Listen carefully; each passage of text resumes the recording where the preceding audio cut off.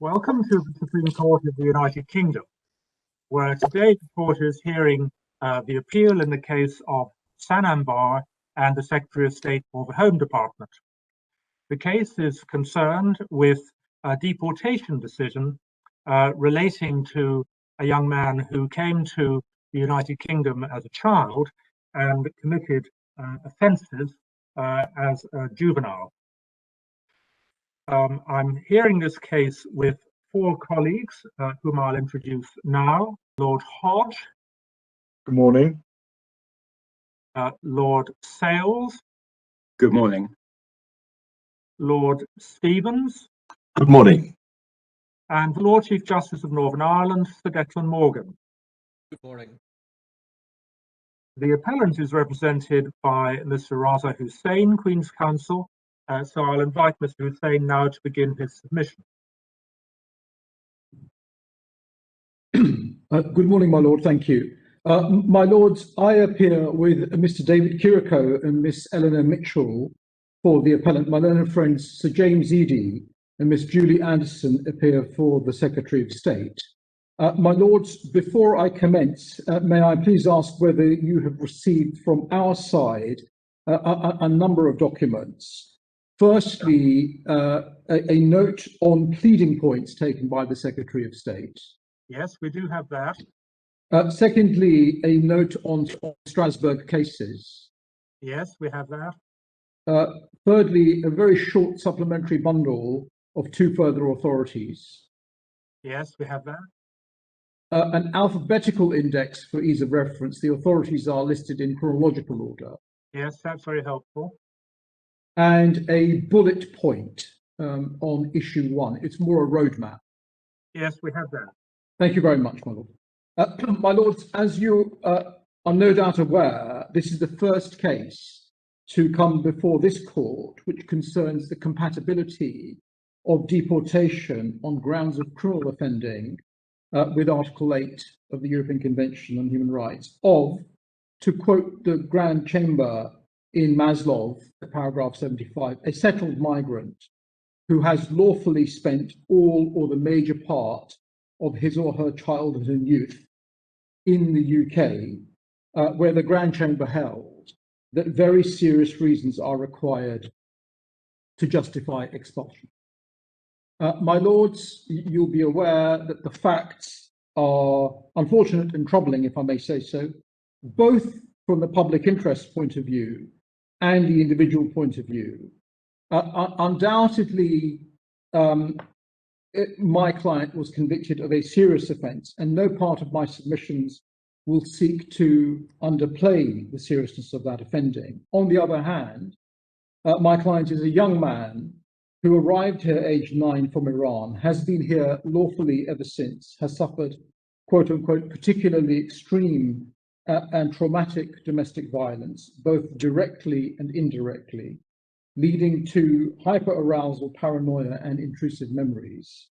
He hasn't been back to Iran. He knows nobody there. He speaks imperfect Farsi and neither reads nor writes it. He's been educated here, has completed vocational courses here, and has a particularly close bond with his British citizen mother.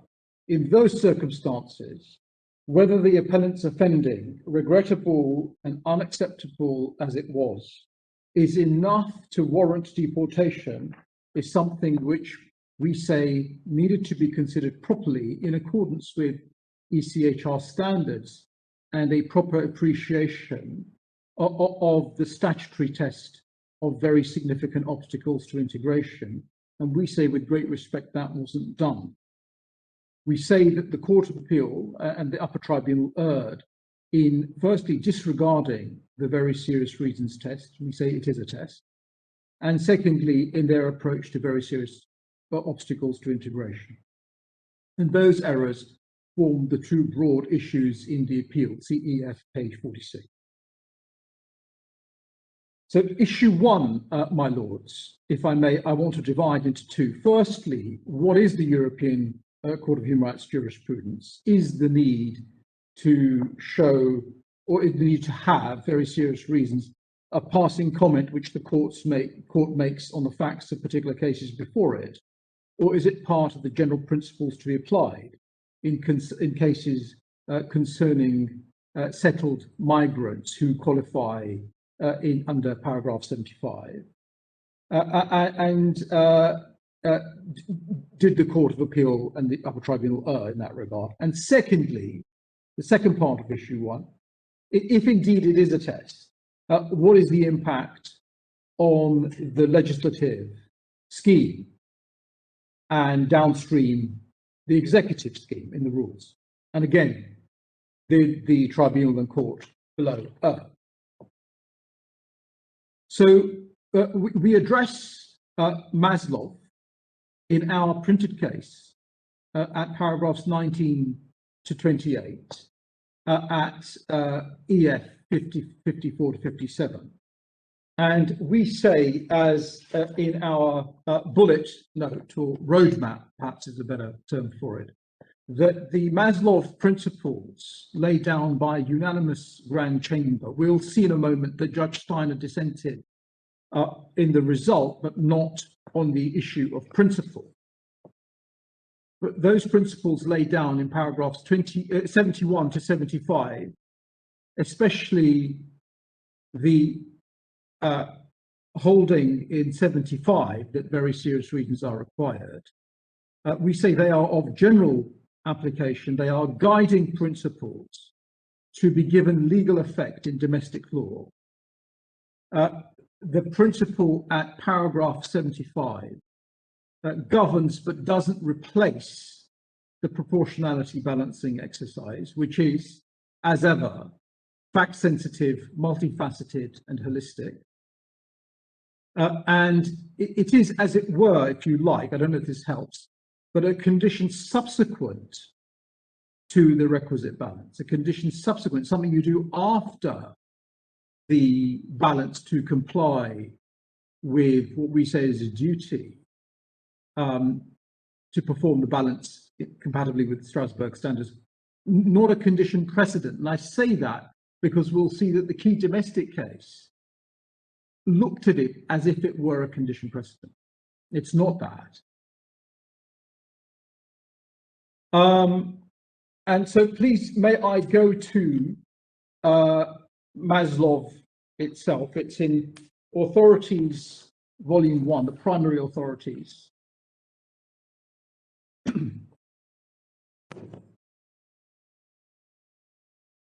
At tab 12. If your lordships are electronic, I can simply give you EF numbers, if that would help. We're all working entirely from electronic bundles. That's going to save me probably about 5 minutes in total, 10 minutes. So thank you very much for that. So it's EF, portentously for someone, 666, perhaps. And we see, my lords, from the facts, which begin at page 670, that Maslov was a Bulgarian national born in 1984, who lawfully entered Austria in 1990, age 6, with his parents and 2 siblings. He received unlimited settlement permit in 1999, paragraph 13. And then if I can just invite you to cast your eyes over that page, essentially he is convicted of 40 offences, including aggravated gang burglary and assault committed when he was 14 to 15 over a 13-month period from September 1998 to January 2000. And he received 2 separate sentences on 2 occasions of 18 months and 15 months. The aggravating circumstances, paragraph 16, for the domestic courts were rapid relapse into crime, is completely escaping the educational influence of his parents, his failure to comply with an order to undergo drug therapy. The court reviews relevant international materials at page 674 onwards, Firstly, a Council of Europe Committee of Ministers recommendation.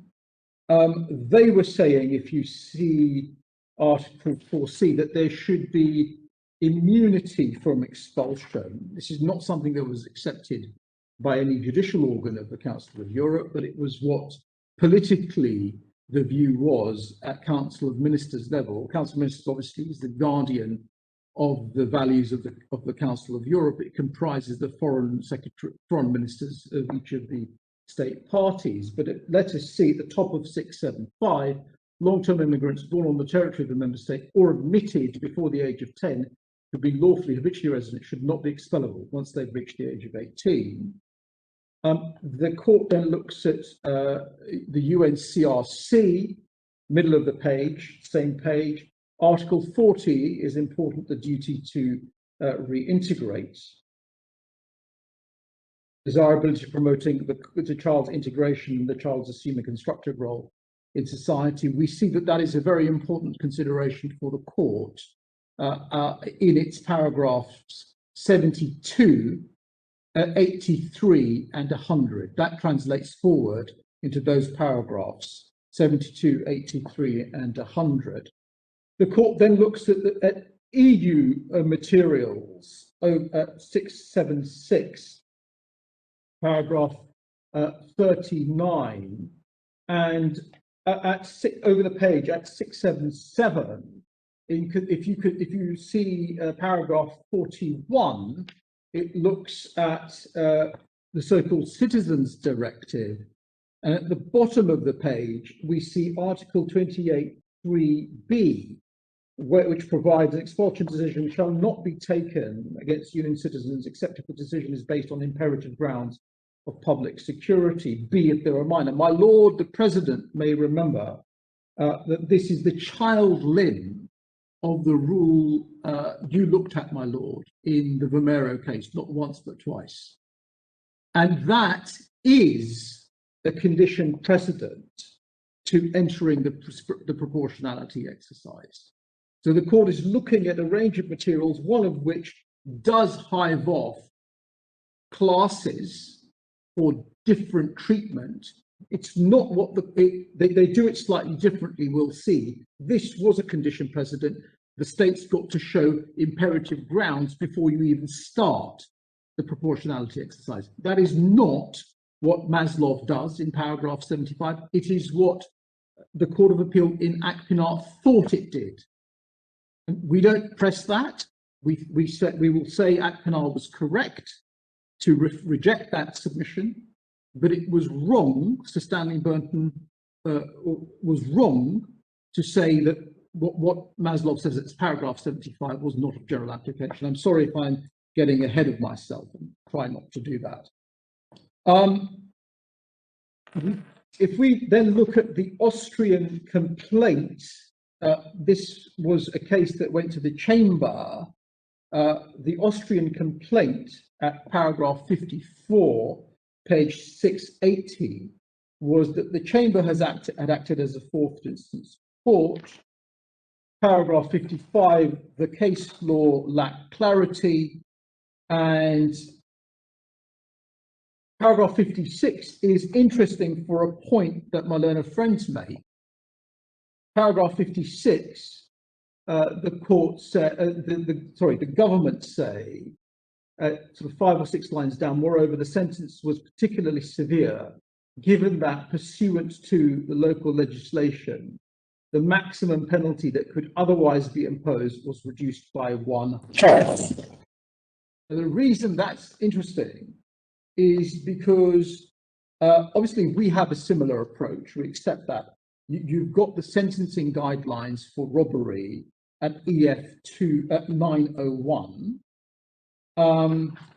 The Secretary of State seeks to advance a double counting argument in her case at EF 122 to 3, paragraphs 45 to 46. She says there's no warrant to go behind the sentence calibrated by the sentencing judge, effectively to discount it again when assessing the public interest in deportation due to age at the time of offending. So there's a double counting argument that the Secretary of State is running. That is bad, with great respect, as a matter of principle and precedent. It's bad as a matter of precedent because we'll see that there is no suggestion whatsoever by the Grand Chamber that because age is already factored into sentence length calculation, it ceases to be relevant to deportation. Quite the contrary. We'll see in a moment at paragraph 72 of this judgment, EF 685, the court says it has to be taken into account whether he or she committed the offences as a juvenile or as an adult, because of the important duty of rehabilitation. And then we can also make the point of principle. Looking at the appellant's age for the purposes of deportation, when it's already been factored into the sentence, is no different from looking at the aggravating circumstances of the offending for the purposes of deportation, when they've already been factored in as well in the sentence. And so Secretary of State, I don't think, would say that was objectionable. A fact or an event can have legal consequences for different purposes, and that isn't double counting. So it's not made out on this case. This was the Austrian argument.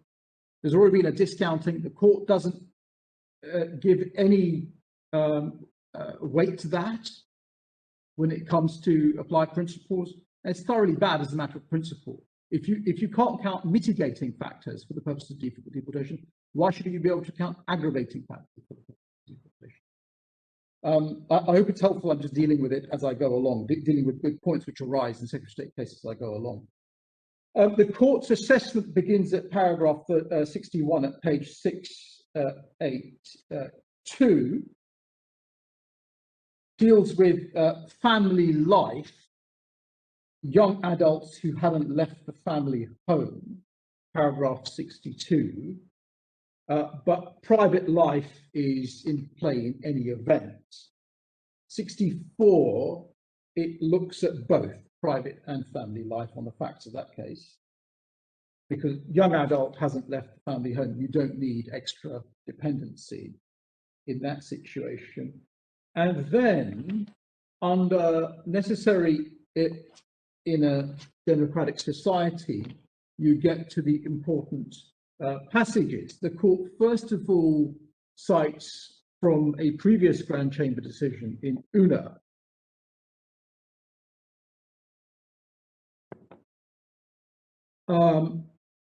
And over the page, cites from the well-known bull-teeth criteria, this is at paragraph 57 of Una, to which it added a paragraph, internal paragraph 58, page 684, best interests and solidity of social, cultural, family ties with the host country and with the country of destination. And we'll see that the Maslow Grand Chamber picks the relevant or some relevant criteria from those for children, or young adults who haven't yet founded a family of their own.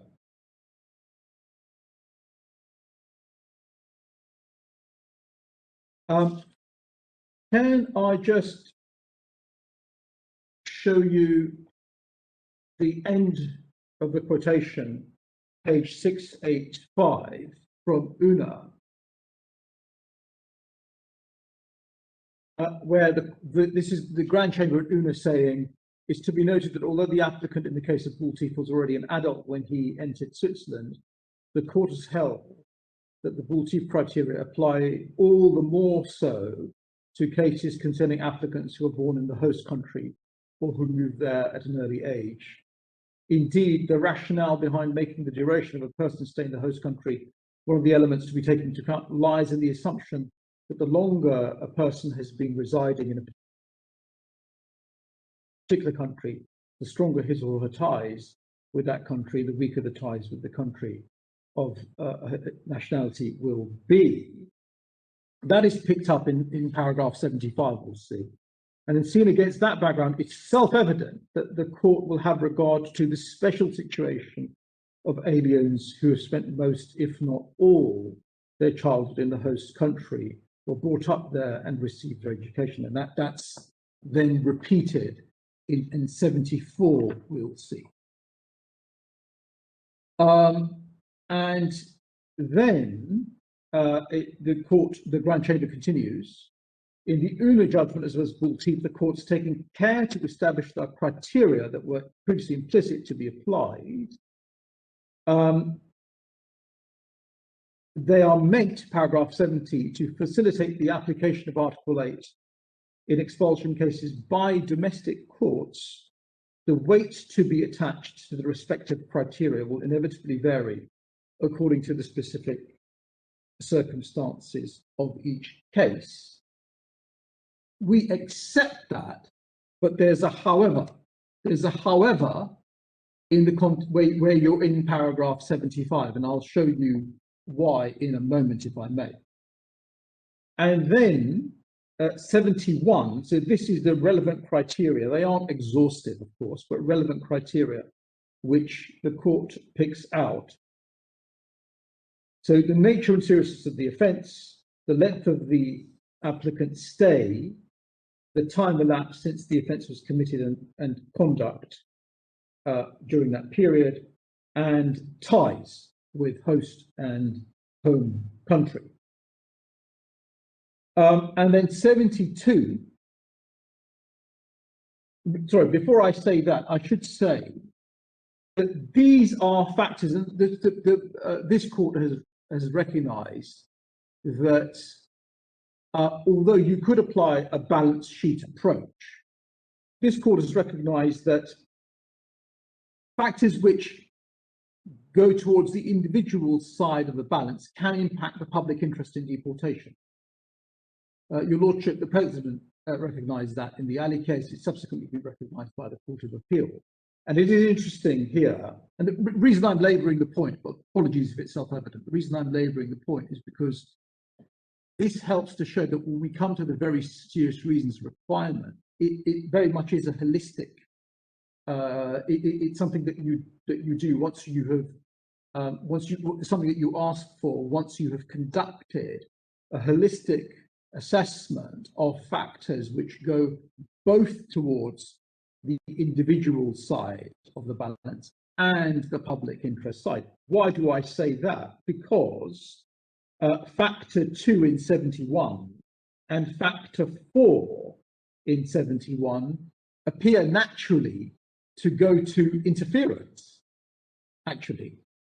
But therein, part of the general principles, quote unquote, under necessary in a democratic society, under justification.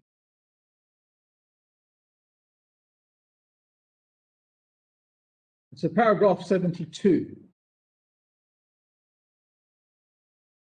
The court would also like to clarify that the age of the person concerned can play a role when applying some of the above criteria. And then they give two examples.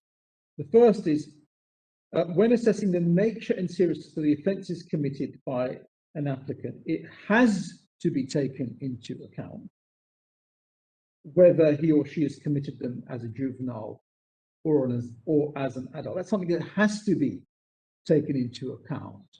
And we see that plays out very powerfully in paragraphs 83 in particular, when the court applies its principles, because it triggers the duty of rehabilitation. And this is something that we'll see is conspicuously absent from the legislative scheme. And it's one of the reasons why we say the scheme doesn't speak to this category of deportee, which then has consequences for whether or not you've deferred to it. If Parliament hasn't considered an issue, then there is no considered view to defer to. Again, I'm getting ahead of myself, apologies. So that's 72. 73 is the other example it gives of age playing a role. In turn, when assessing the length of the appellant's stay in the country from which he's to be expelled, and the solidity of the social, cultural, family ties with the host country, it evidently makes a difference whether the person concerned had already come to that country during his or her childhood or youth, was even born there, or whether he or she only came as an adult. This tendency is also reflected in various Committee of Ministers' recommendations.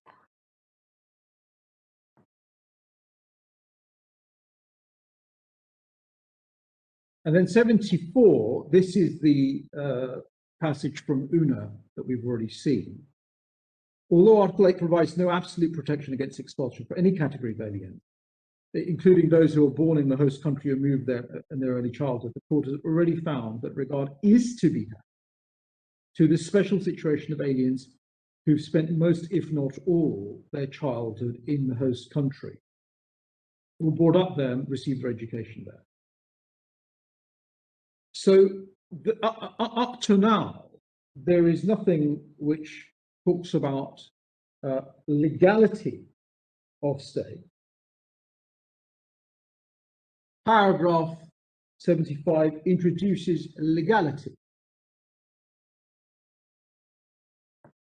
In short, and various Court of Appeal judges have said that just simply means that the court is pulling the threads together.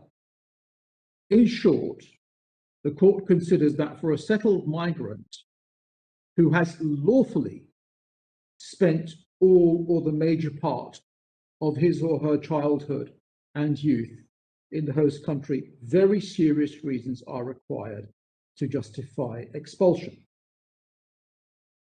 And that's all the more so where the person concerned committed the offences underlying the expulsion measure as a juvenile.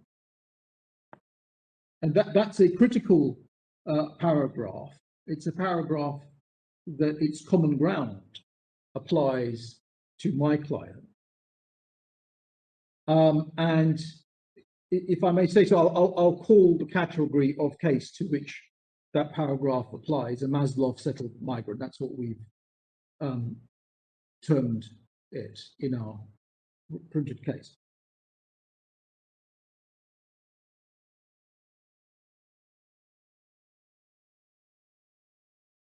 Mr. Hussain, before we move on from that passage, may I ask a question?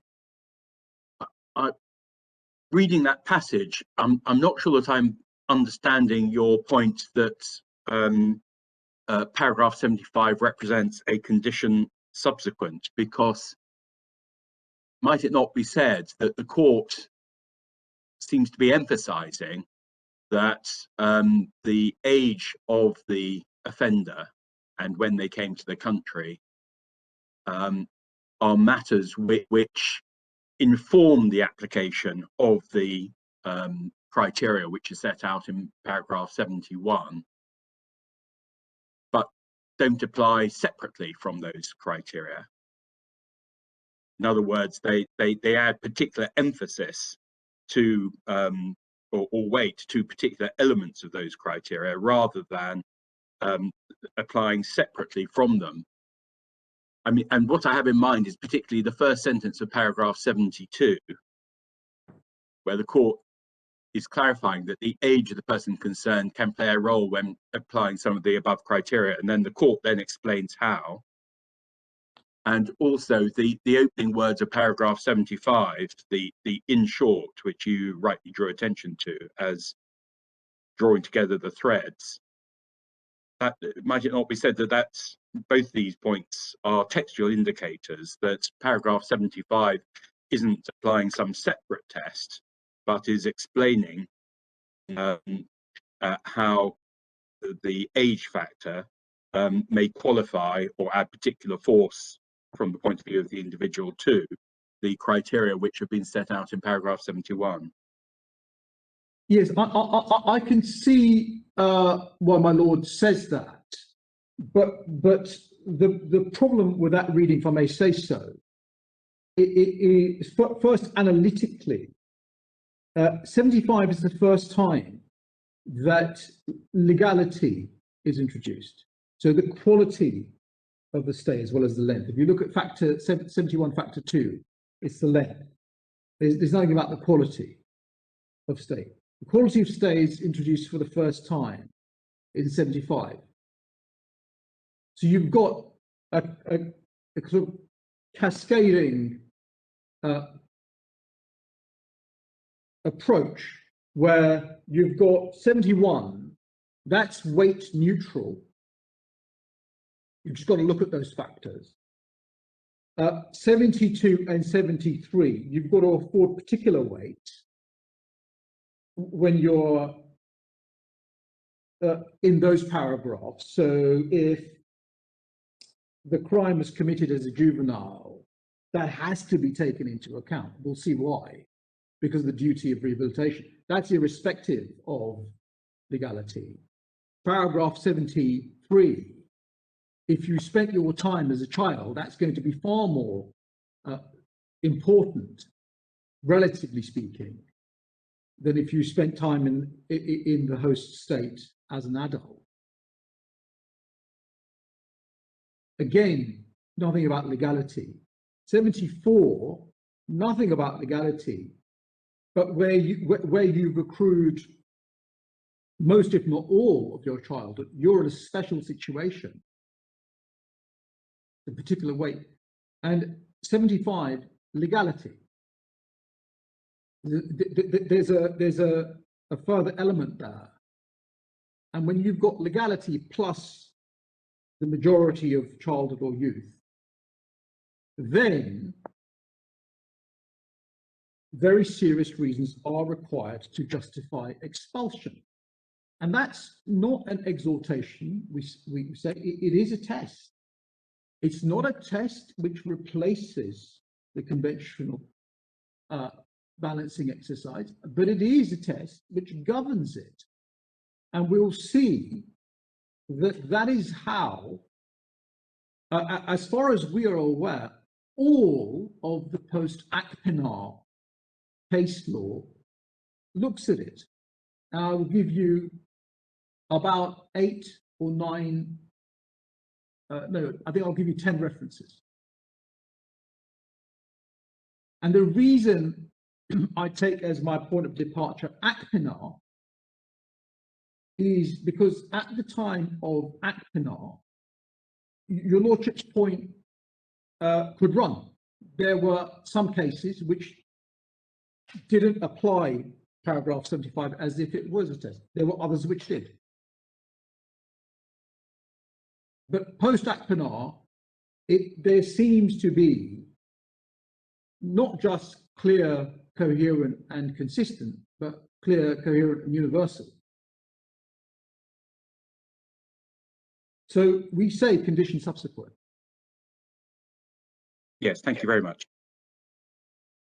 Both for reasons of analysis and principle and precedent. I think Stephen has a question. Mr. Hussain, I was just wondering what a tribunal is supposed to do.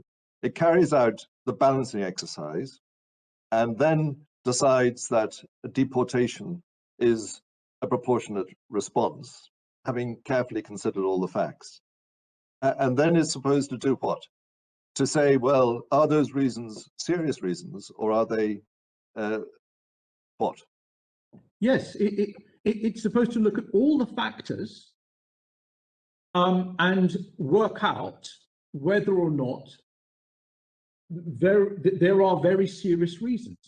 But if it had come to the conclusion that deportation was proportionate, then wouldn't those be very serious reasons? No, with great respect, my lord, that's putting it the wrong way around. If it came to the conclusion on a conventional balance that deportation was proportionate, you would have sufficient reasons. You wouldn't have very serious reasons. It's a framework issue. The framework is different. You still look at everything, but the framework is different. And that becomes very clear from a case I'm going to take you to. It's called Pormes. There are two cases I'm going to take you to, and I'm going to give you references to about 8. The two cases I'm going to take you to will show you that this is a framework issue. You've got 3 possible frameworks.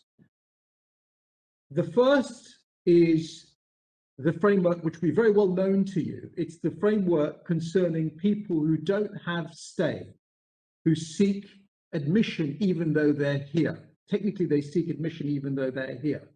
And those are the precarious people, very well known to you. My Lord Sales, Nagre, very influential judgment, if I may say so, at first instance, informed the Court of Appeal's approach in MF Nigeria, exceptional circumstances, approved by this court in Ali. That's one approach. The other approach is a conventional, neutral, fair balance. And the third approach is this approach. Very serious reasons. One of the cases called Pormes will show you that. And the other case I'm going to take you to, Levakovic, will show you that although the weight that you allocate as a domestic court or authority to the criteria inevitably varies according to circumstances, there is a however. When you are in paragraph 75 territory, you're a Maslow settled migrant,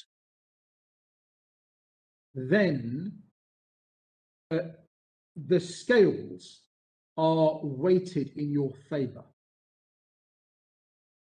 And the court or the authority has to ask itself whether very serious reasons exist. The language in 75 is the language of requirement. So if I understand your argument, Mr. Hussain, the argument is that whereas in the general run of expulsion cases, the court has to apply the Una-Bultif criteria and carry out a weighing exercise, essentially, of the competing factors and decide whether, on balance, expulsion is a proportionate measure or not. If the court is dealing with a Maslow settled migrant, then it has also, having carried out that exercise, to ask itself whether the test set out in paragraph 75 is satisfied.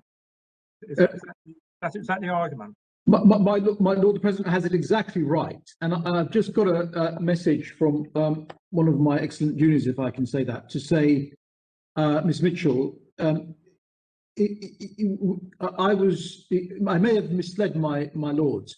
Conditions subsequent not to a conclusion on proportionality, but conditions subsequent to a consideration of all the factors in the balance. That's the difference between this and the EU regime. In the EU regime, it is a condition precedent whether there are imperative grounds. So oddly, the President will recall this. It's a very odd setup. So you do a balance to work out, not if you're a child. If you're a child, you have imperative reasons anyway, imperative grounds. The state has got to show imperative grounds. But if you're an adult, you've got to conduct a balance to see if you've got sufficient integrative links. And if you've got sufficient integrative links, then the state has to pass a precondition, a condition precedent, and show imperative grounds, a very high standard. And then you do a proportionality exercise. But the reason I showed you Article 28(3) of the Citizens Directive was to show that, look, the court is well aware that you've got different tests being applied to different categories of people. And that is what's going on here. It's going on here in a different way, but that is what's going on. We respectfully submit.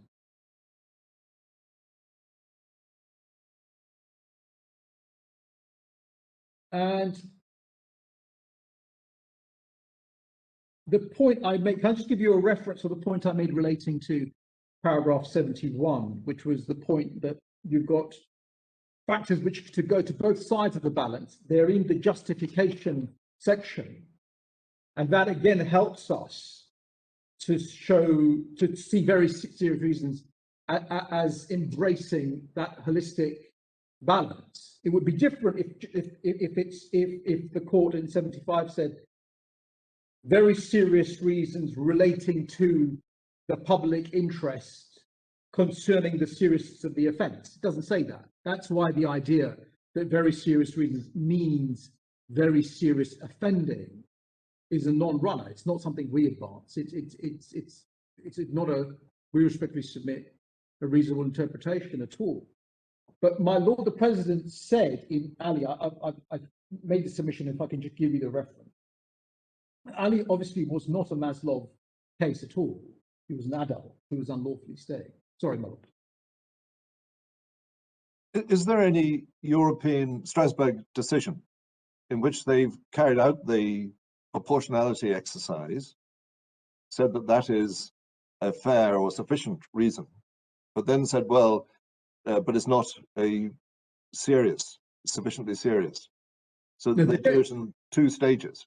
Is there any such case? No, they don't do it like that. What they do 2 things. They, because of the sort of increasing role of subsidiarity, what they do is they look for whether or not the national authority applied this test. If it applied this test, they say, well, we're not going to substitute our own view. But they say very serious reasons are required, and this is what the national authority did. Where the national authority hasn't done that, they say very serious reasons are required, paragraph 75. That's what we're going to look for. You've either got them or you haven't got them. And then they conduct the balance and they say a fair balance was struck or wasn't struck. But it's by reference to an earlier self-direction about very serious reasons. So my Lord Stevens's point really speaks to the point I made with the assistance of Madonna Junior, Ms. Mitchell. We don't mean conditions subsequent to a conclusion on proportionality. We mean conditions subsequent to a consideration of all the factors in the balance. But the reference I was going to give you about paragraph 71, it's my Lord the President at EF 561, paragraph 26 of Hesham Ali. Some of the factors listed relate to the strength of the public interest, others relate to the strength of the countervailing interest in private and family life. They're not exhaustive.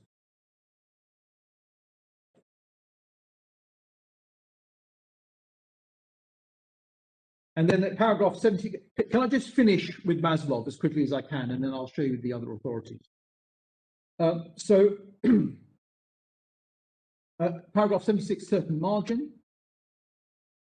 Then application, you see the summary of the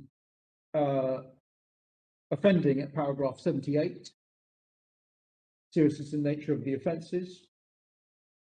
So this is, they consider the 4 factors. They also consider a 5th, we'll see in a minute. But the offending is here. And then 81, the decisive feature is the young age. With one exception, they were non-violent. Acts of juvenile delinquency. And then 82, where offences committed by a minor, but that's our case, my client's case, regard must be had to best interests. And at the bottom of the page, the 5 lines up, the court considers that the obligation to have regard to the best interest of the child also applies if the person to be expelled is a minor, or if, as in the present case, the reason for the expulsion lies in the offences committed when a minor. In this connection, the court observes that EU law also applies for particular protection. And that's the reference that I gave you earlier. The child limb of the Vomero point. Paragraph 83 is very important. Court considers where experimental measures against a juvenile offender are concerned, the obligation to take the best interests of the child into account includes an obligation to facilitate his or her reintegration. Article 40 CRC, in the court's view, this aim will not be achieved by severing family or social ties through expulsion, which must remain a means of last resort.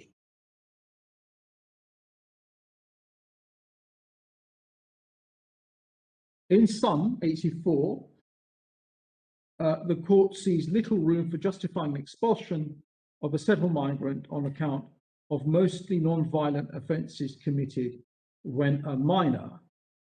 And they cite Mr. Keane. This is one of the early cases, 1991, concerning an applicant who had been convicted of offences committed as a juvenile.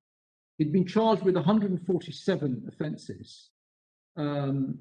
He was accused of 147 offences. 26 of them went to court. He was convicted of 22 of them. He won. His deportation would have been contrary to Article 8. And you see the kind of offences he was charged with. And then Jakupovic. Mr. Keane, my lords, is EF 1553, if you want that.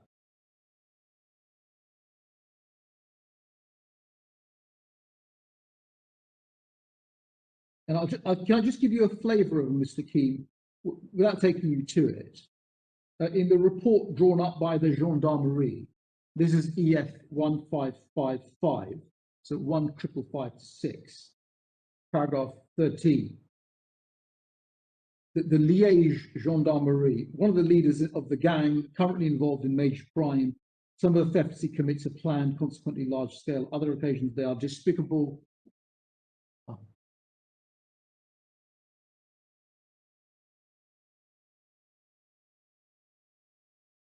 They are despicable, even sordid. He'll stop. Nothing is becoming more and more steeped in crime. He's a real danger to society. And then paragraph 85, conversely, very serious violent offences can justify expulsion, even when committed as a minor. Uchelkia, aggravated rape, pillage, manslaughter. They then look at length of stay in 86. They then look at time spent since conviction and conduct, paragraph 87. There's a dispute about the relevant time. And then at 96, they look at ties with the home and the host country. Principal ties are with Austria.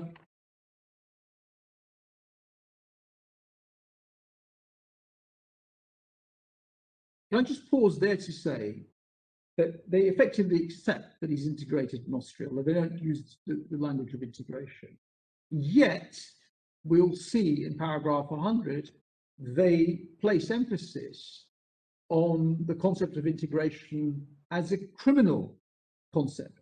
The reason that is important is because, again, the Secretary of State makes the point, which is inconsistent with Maslov, and it's also seems odd in principle.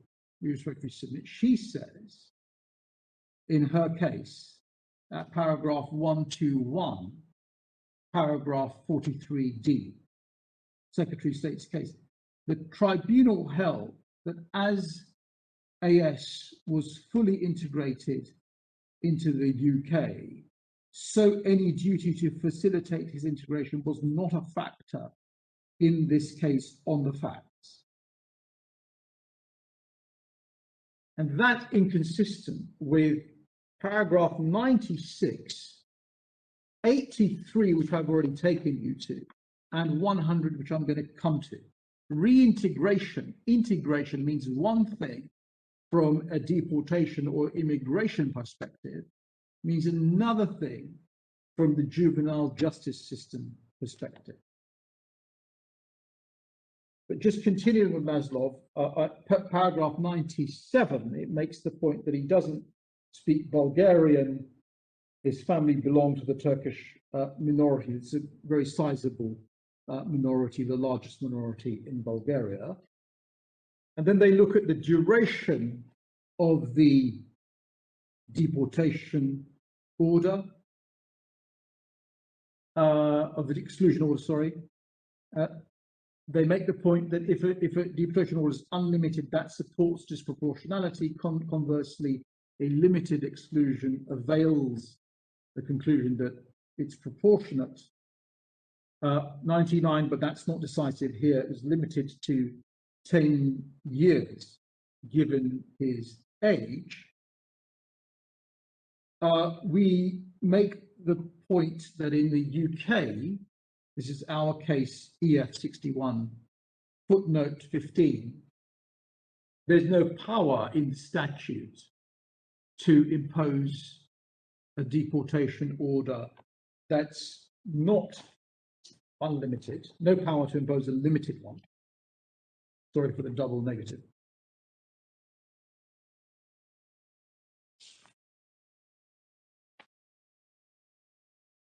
The effect of the order in the UK is to require a person to leave, to prohibit from re-entry, and to invalidate any existing leave. There is provision in the immigration rule to seek revocation. The presumption is that you can't do it. You can't apply to revoke.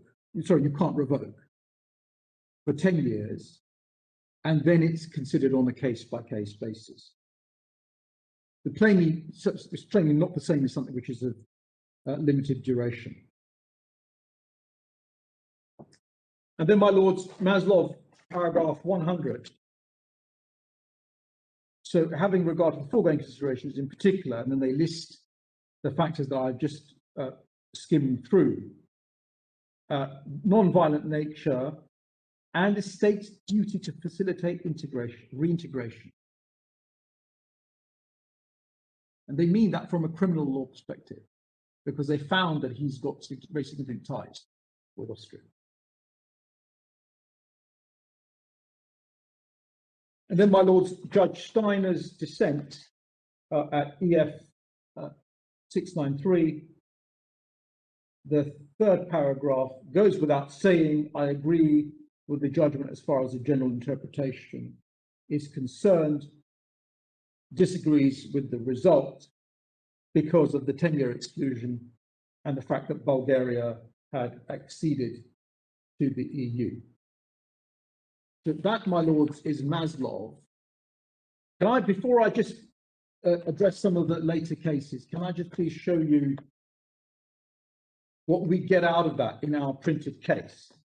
We get three principles out of that. There's our printed case at paragraph 26, page 56.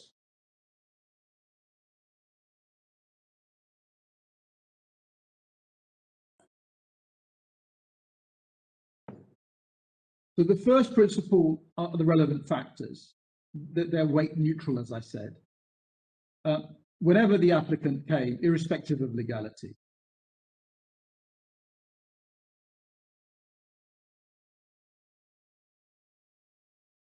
Secondly, particular weight to be given to private life established in childhood or youth, to whether the applicant was a child at the date of offending, and if so, to the need for rehabilitation.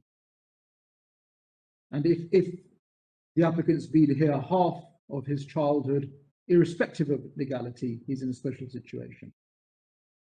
And then very serious reasons are required if most of childhood and youth spent lawfully in the host country, and even more so, all the more so, if the crime was committed as a child.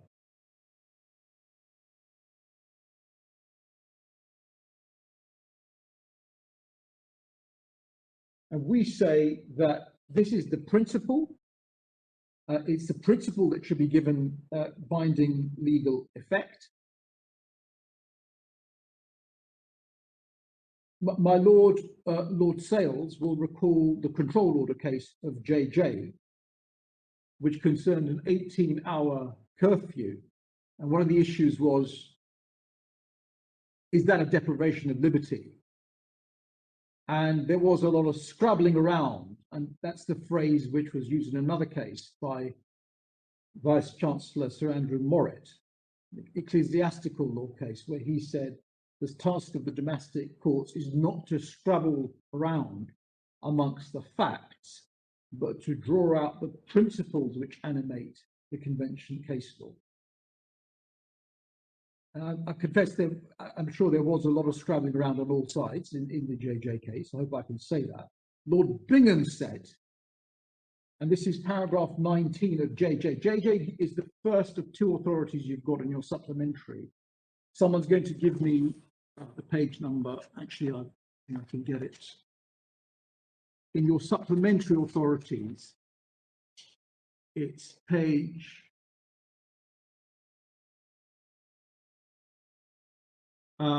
28 to 29. Lord Bingham said, it's not, I think, suggested that the Strasbourg court has had to rule on any case at all closely comparable with the present. It is inappropriate to seek to align this case with the least dissimilar of the reported cases. The task of the English courts is to seek to give fair effect on the facts of this case to the principles which the Strasbourg court has laid down. The principle that the Strasbourg court has laid down, you've seen, and I need to obviously make that good, but you've seen the principle that it's laid down. And insofar as it's suggested that there's some sort of factual precedent here that tells against my client, we've addressed that in our note on the Strasbourg cases. It's a 5-page note. I hope it's not too long. And I just invite you to look at that. We say, with the greatest respect, that the Secretary of State's summary of the 5 cases that we address at paragraph 3 is, with the very greatest of respect, grossly misleading.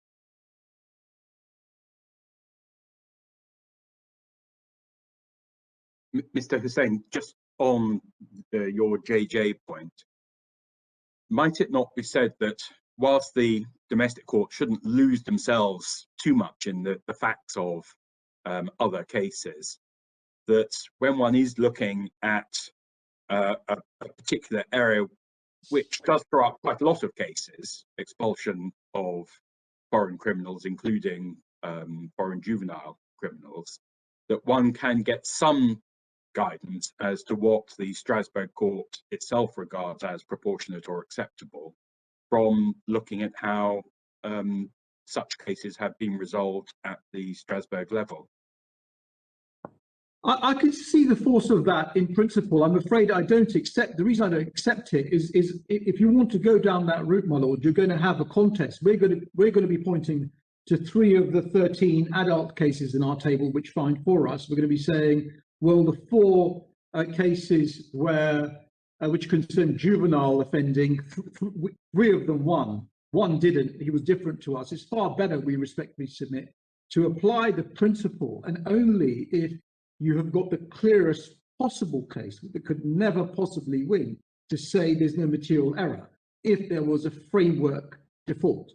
We say there was a framework default here, and the idea, so then the issue becomes, is that framework default material, or is the, even without the, I say framework default from the Strasbourg perspective, the correct question wasn't asked by the tribunal or the Court of Appeal, and that entitles me to succeed on this appeal. It's only if it is absolutely inevitable that I could not win, even if very serious reasons were asked, that wouldn't be the case.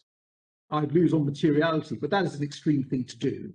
And sure, if my lord was able to say, look, you could never win here, then I would accept that. but that's very far from the case. And that's the function of the Strasbourg note that we have provided. But the basic analysis is look at the principles, apply the principles. Yes, thank you. That's my answer to my lord. I promised you 2 cases and references to another 8. Can I do that then? So these are post-Appellant cases. And you'll see why I'm taking Appellant as my starting point. We'll come to Appellant in a minute.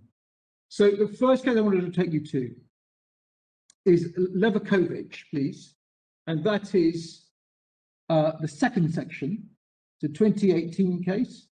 And it is EF 694.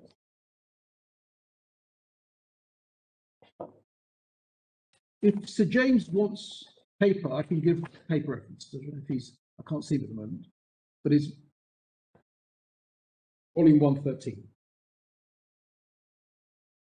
So Levakovic, the facts, I'm not going to take any time over, but basically this was a Croatian national born in the Netherlands, came to Denmark aged 9 months, convictions before and after he turned 18 for crimes including armed robbery, threatening a witness, drugs-related offences. That's 8 to 18. Paragraph 18, he gets 5 years imprisonment. Paragraph 19, you'll see at page 698, the city court in Denmark applies Maslov. It's the first half of page 698. They apply Maslov. When the court looks at the issue for itself, at paragraph 37, begins at 705, and then over the page, it says in terms, very serious reasons are required to justify expulsion. IBIG, that's Maslov 75. Do my lords have that? And then at paragraph 41, around the middle of that paragraph, in the application of these criteria, the court hasn't qualified the relative weight to be accorded to each criteria in the individual assessment, as its analysis is in the first place for the national authority subject to European supervision. However, in Maslov 75, the court made clear that when a case concerns a settled migrant who has lawfully spent all or major part of his childhood and youth in the host country, very serious reasons are required to justify expulsion. It's clear in light of the facts in the present case, the court is called upon to examine whether such very serious reasons were adequately adduced by the national authorities. And if so, whether the court itself is in a position to substitute its view. And then City Court was fully aware that very strong reasons are required. That's 42. And then at 45, it reiterates that in the interpretation of Article 8, emphasis must be placed on securing a fair balance. That's fair balance governed by very weighty reasons or very serious reasons or very strong reasons. It's all the same thing. The French is, forgive me, très solide raison, and that's an equally authentic version of the Grand Chamber judgment. And I'm told, by those who know better than me, that solid is closer to strength, to strong rather than zero. So ascertaining whether very weighty reasons justify the expulsion of a settled migrant, like the applicant who's lived almost all his life in the host country, must inevitably require delicate and holistic assessment of all the criteria. And then the court cites indeed, and this will be relevant to my submissions on the domestic regime. So I'll just, if I may, invite you to it. This is the passage towards the bottom of the paragraph. The court points out that although opinions may differ on the outcome of the judgment, where the balancing exercise has been undertaken by the national authorities in conformity with the criteria laid down in the court's case law, the court would require strong reasons to substitute its view. So the issue is, this is an aspect of the margin. Has the balance domestically been conducted in conformity with case law criteria, one of which is 75 of Maslow? We'll come on to those submissions in a moment. Sorry. Yes, Michael. Yes, I mean, just on your point about Maslow 75 being a condition subsequent, whether to the proportionality or to the balancing, if that is a difference. I wonder whether paragraph 45, about a third of the way down, again has something of a tendency against that, where the court says, ascertaining whether very weighty reasons justify the expulsion of a settled migrant like the applicant, who's lived almost all his life in the host country, must inevitably require a delicate and holistic assessment of all the criteria flowing from the court's case law, an assessment that must be carried out by the national authorities.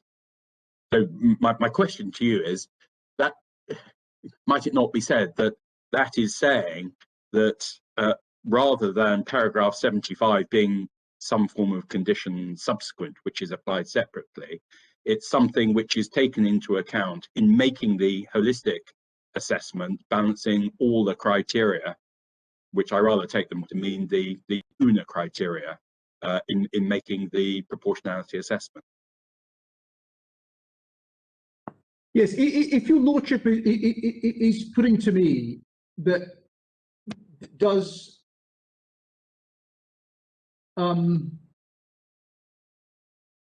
is it fair balance, or is it very serious reasons? I would, the way I'd answer, my lord, would say it's the fair balance in this context is very serious reasons. Right, but doesn't that way of putting it tend to show that paragraph 75 of Maslow is not some form of condition subsequent, but something which informs the balancing exercise itself? No, my lord, it governs it. My submission is it governs it. All right, thank you very much. Because otherwise, you're just finessing out the very clear language that very serious reasons are required to justify expulsion. It couldn't be clearer, with great respect.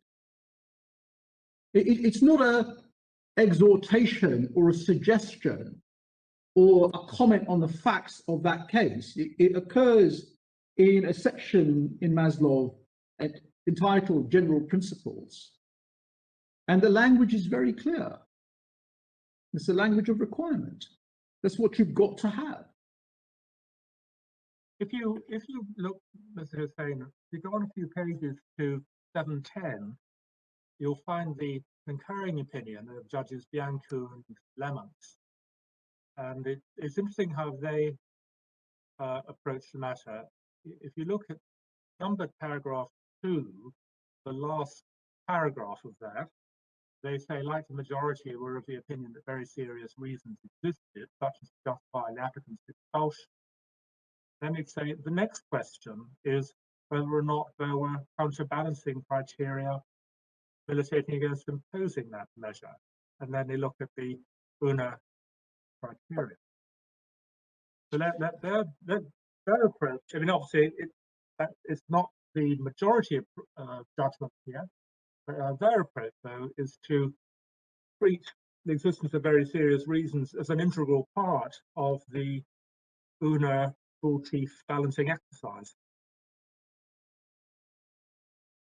Yes. I'm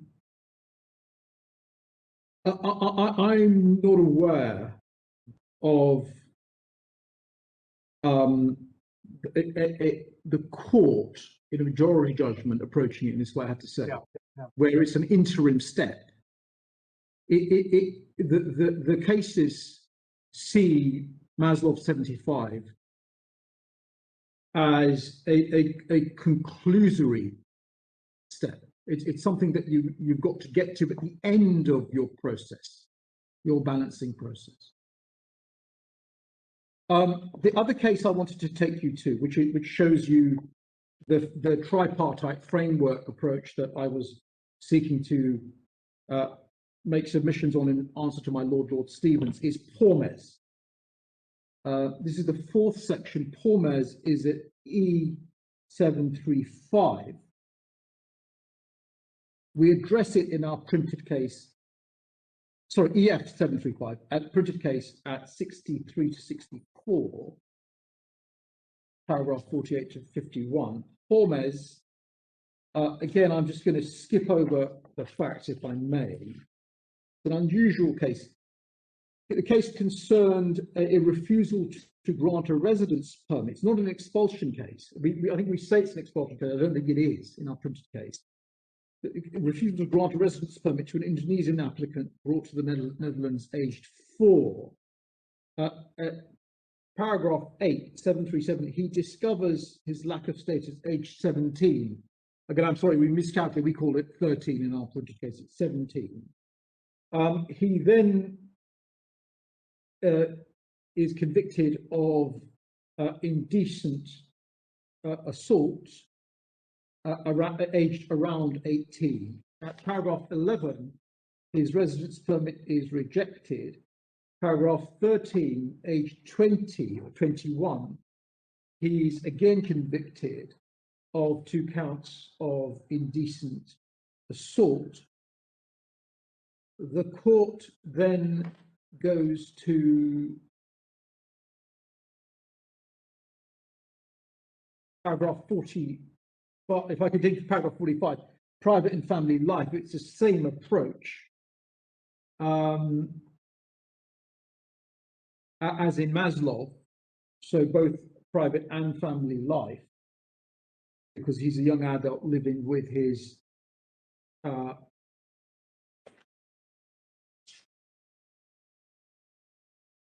paternal aunt and uncle.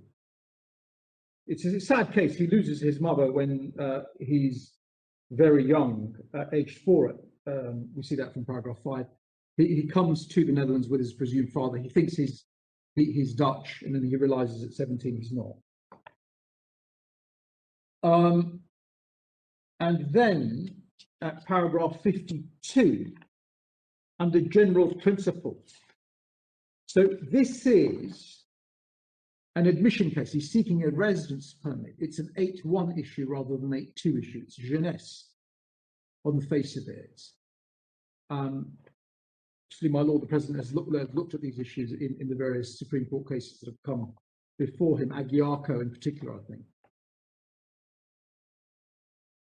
But at 52, in its case law, the court has established a number of principles relating to expulsion of settled migrants. The notion of settled migrants being used in the court's case law for persons who've already been granted formally a right of residence in the host country, as regards settled migrants who've lawfully spent all of the major part of their childhood and youth in the host country. The court has found very serious reasons are required to justify expulsion. Maslow 75, Osman 65. And then, furthermore, in the case of settled migrants, the court regards the withdrawal of residence permit expulsion as an interference with the right to respect of private family life. And then the contrast is made with the factual legal situation of a settled migrant on the one hand, and that of an alien seeking admission to a host country, even after many years of actual residence. The positions aren't the same.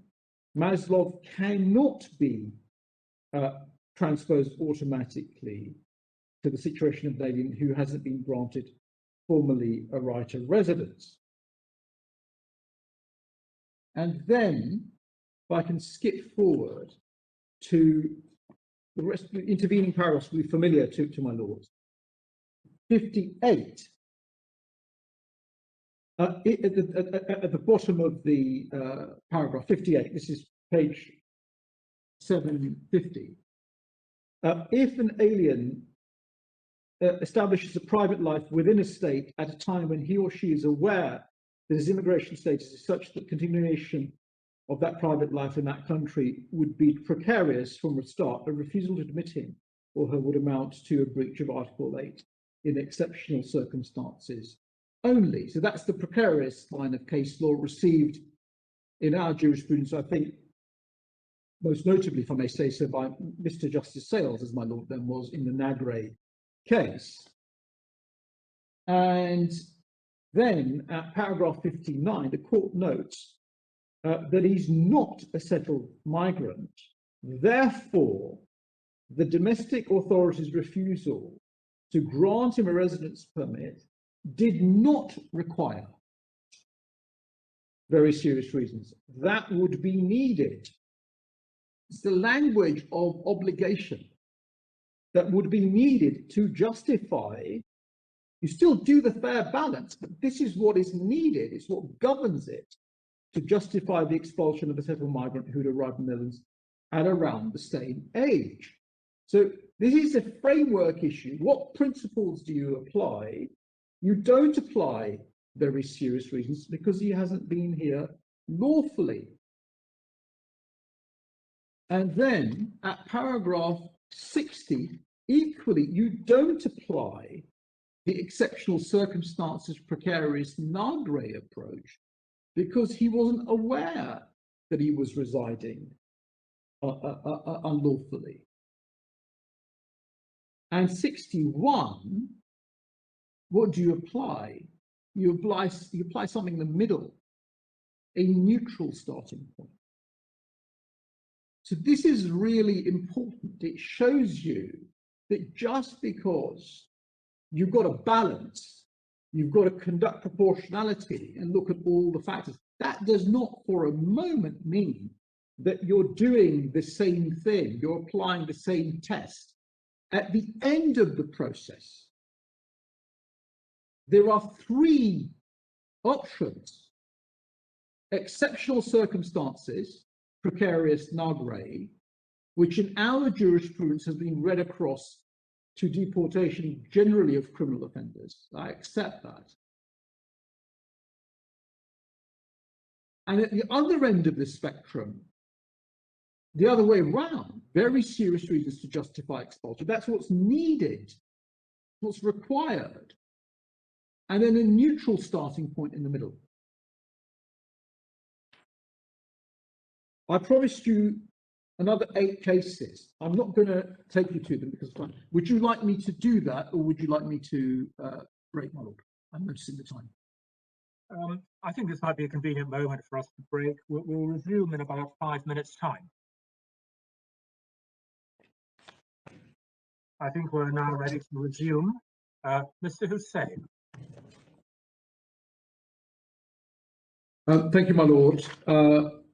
So I'm just going to give you some references, if I may. We have addressed these cases in our written case at EF 62 onwards. Levakovic, Pomez, and then the cases I'm just going to give you references to are addressed at EF 65 to 66. 52.1 to 52.5. So the first case is Saba and Spain, and this is EF 1804. The relevant paragraphs, it is paragraph 41 at EF 1818 and 1819, where this refer to Maslov 72 and through to 75. And then paragraph 50 is interesting because even though their drug trafficking convictions, even as adults, and conduct didn't plead in their favor because no consideration had been given to the Maslov criteria. That's because of a quirk of Spanish law. The case succeeded on procedural grounds. The next case, Zakirchuk, that is at the relevant paragraph. It's at 1847, the case, the relevant paragraph 49 at EF 1859. Next case is Indidi, and here it is the relevant, indeed is at 1760. Relevant paragraphs are 76 through to, sorry, 78, 79. At 1795. The next case is Kulekci against Austria at 1765. The domestic court applies Maslov at paragraph 18.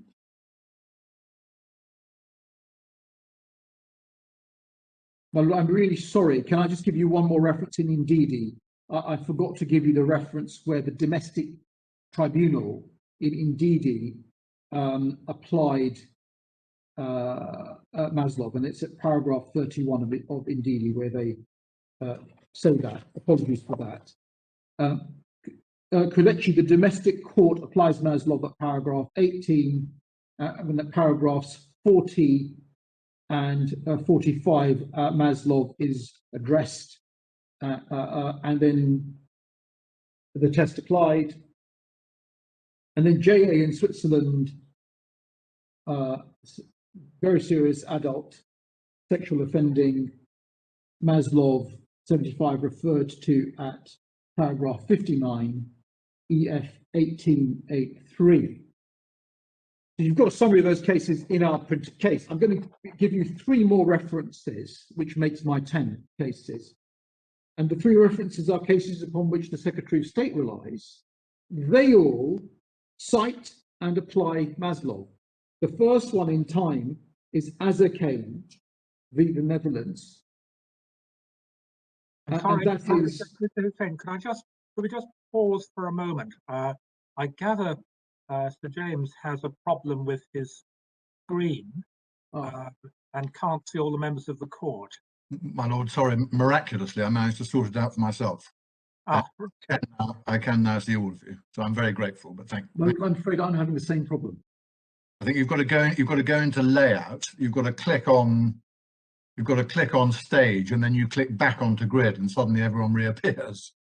I think we were told that. I had at least remembered that. So I'm very grateful, my lord.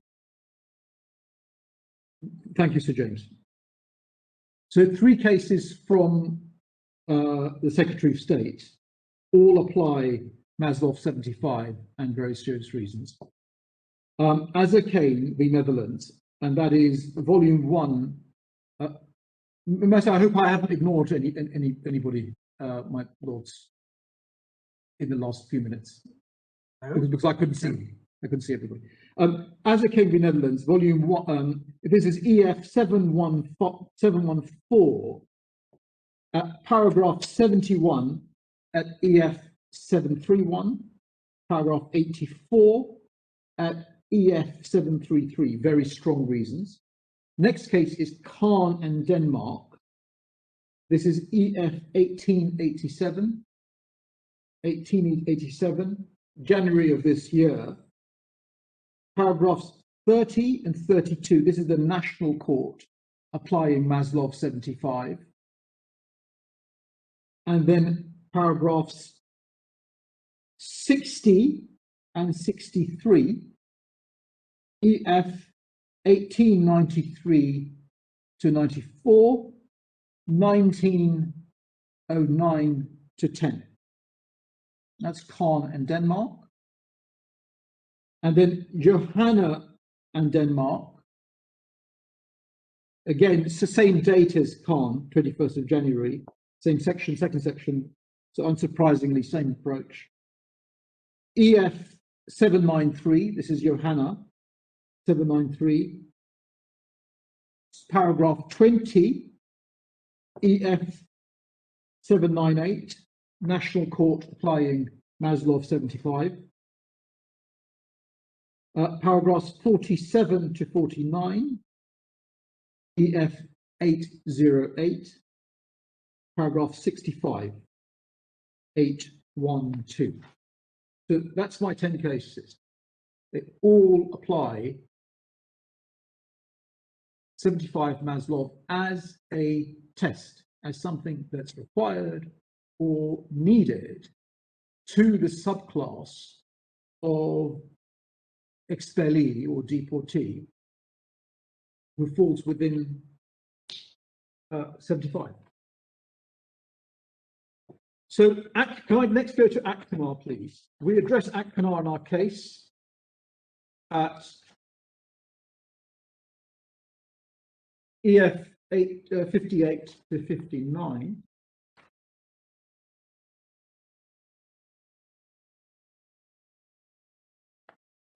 And the case itself, Actinar, in the Court of Appeal, this is an important case because on the strength of it, we will see that both the upper tribunal and the Court of Appeal say, well, we don't need to look at very serious reasons. It's not a test. And so there's no consideration that's been given at any point in these proceedings. At the first tier did apply 75, we'll see, but neither the upper tribunal nor the Court of Appeal felt that they needed to because of the Actinar case. Actinar is at EF 482.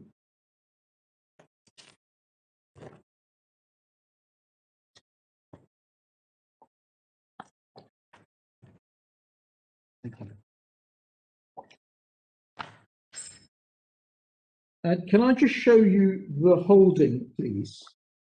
On page 482, held, dismissing the appeal, there was no rule of law that the deportation of a settled migrant who lawfully spent all or a major part of his or her childhood and youth in the host country would constitute disproportionate interference with the migrant's rights under Article 8, unless the state could show, irrespective of the other factors involved, that there were very serious reasons connoting very serious offences for the migrant's deportation, that to create such a precondition applicable in defined class of cases for the carrying out of the balancing exercise would be inconsistent with the terms and the intentions of the parties. Quite so, we absolutely agree with that. We're not pressing that it's a condition precedent, a precondition. We're not saying that you exclude the other factors, irrespective of the other factors. But that's the argument that was run in this case. And we see that after Sir Stanley Burnton has set out Maslov at 28. This is at EF 495. So he sets out Maslov, says the facts were striking, quite so, they were. The facts were striking. 495, and then at paragraph 30, at 499, he says this, paragraph 75 has been regarded by some, and as is submitted on behalf of Mr. Acton, as laying down a new rule of law, creating a consistent and objective hurdle to be surmounted by the state. In other words, irrespective of the other factors involved, unless the state can show there are very serious reasons. The phrase very serious reasons has been taken to mean very serious offending. That's no part of my submission on either count. I'm not saying that you ignore the other factors. I'm not saying that very serious reasons means very serious offending. That will be the EU model, my lords. The Vomero Article 28 model. Condition precedent, precondition. And then Sir Stanley says it wasn't departing from previous case law. We agree, it wasn't departing from it. It was as the Court of Appeal have said more than once, pulling the threads together. In short, indicates it's trying to summarize the effect. That's how Lord Justice Richard described it as pulling together. Well, we say that it was pulling together the preceding paragraphs. And then Sir Stanley says that the court itself showed that it had conducted a balancing exercise in which the factors to which the court referred were taken into account. Quite so, we accept that. Indeed, I'm advancing it, the proposition that you conduct a balancing exercise. And then he takes two hypothetical examples, and we agree and disagree with this paragraph. We agree with the proposition that in the two examples given, applicant A, USA, who's got lots of links in the USA, applicant B, French African states, no links, it would be irrational to require the same very special reasons, if that means very serious offending. If it means the same offence, it would be irrational, because one of the key factors is different.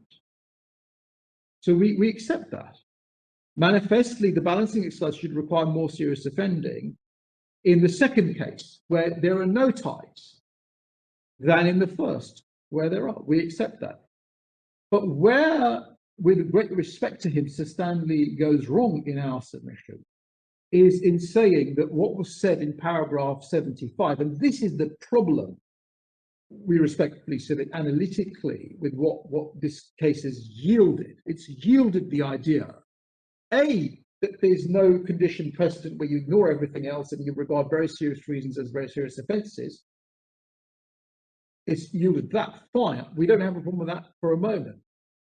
It's the second thing that it's yielded is the idea that that comment, in paragraph 75 is just a fact-specific comment relating to the facts of the Maslov case, which, with great respect, is difficult to square with the terms and the structure of the Grand Chamber's judgment.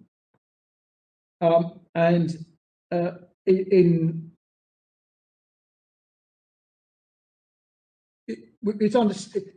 I may say so, it is in some senses understandable why Sir Stanley reaches this conclusion he does, because the argument, firstly, the argument that's put to him, and secondly, the cases don't all regard it as a test then. They clearly do now.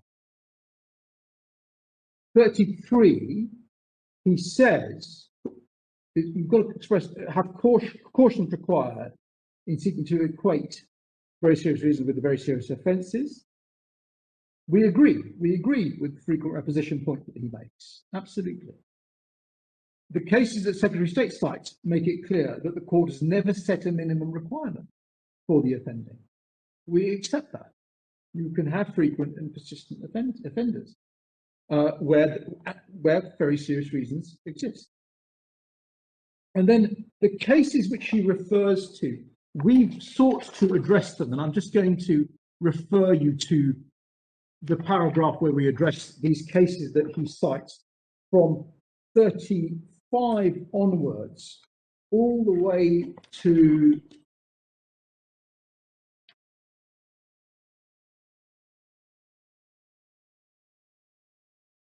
42. So he cites a number of cases, and we address them at paragraph 40 of our written case, pages 61 to 62.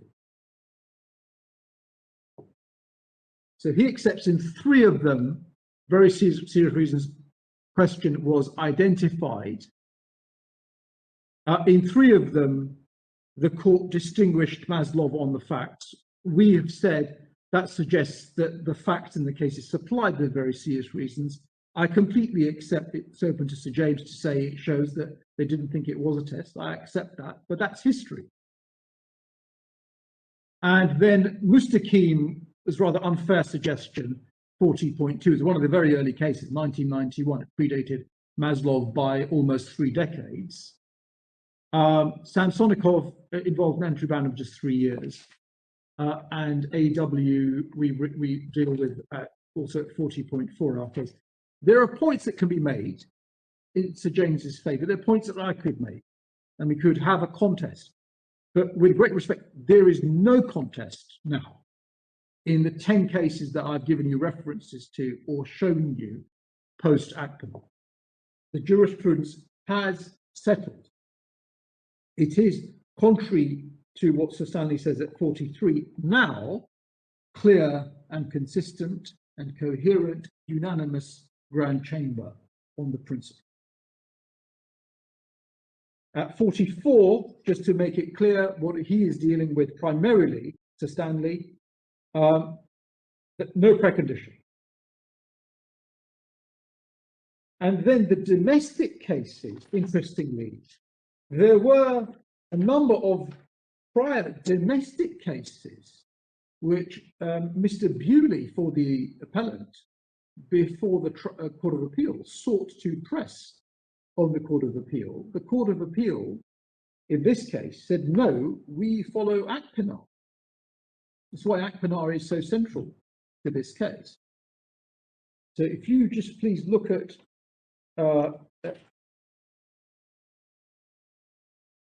MJ Angola. Can I just take you very quickly to MJ Angola? It's obviously very important, this point, about how Maslov has been received. MJ Angola is the second case in your supplementary authorities. It's tab 71, probably haven't got tabs. I want to take you, if I may, to Lord Justice Dyson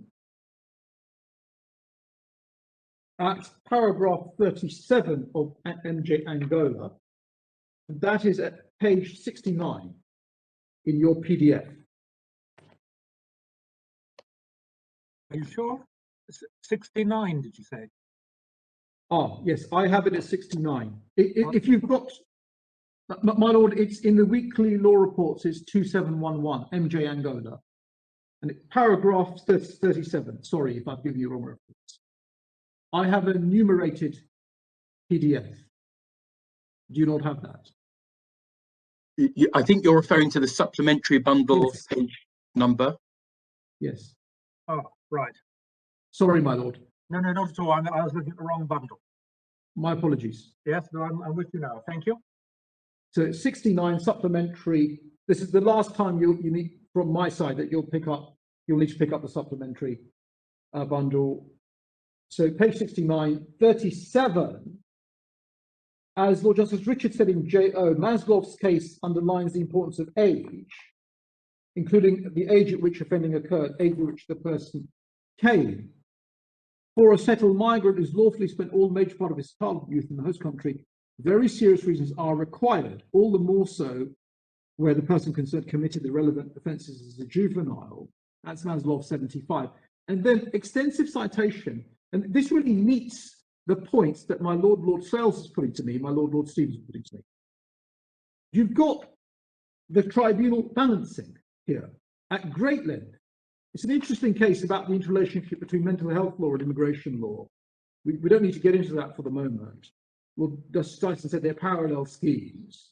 You could deport somebody who's subject to a mental health order. But then they do the balance under Article 8. Here, they conduct a balance, extensively cited at 38, and again at 39. So it's a pre-2012 case, I accept that. The rules aren't in play.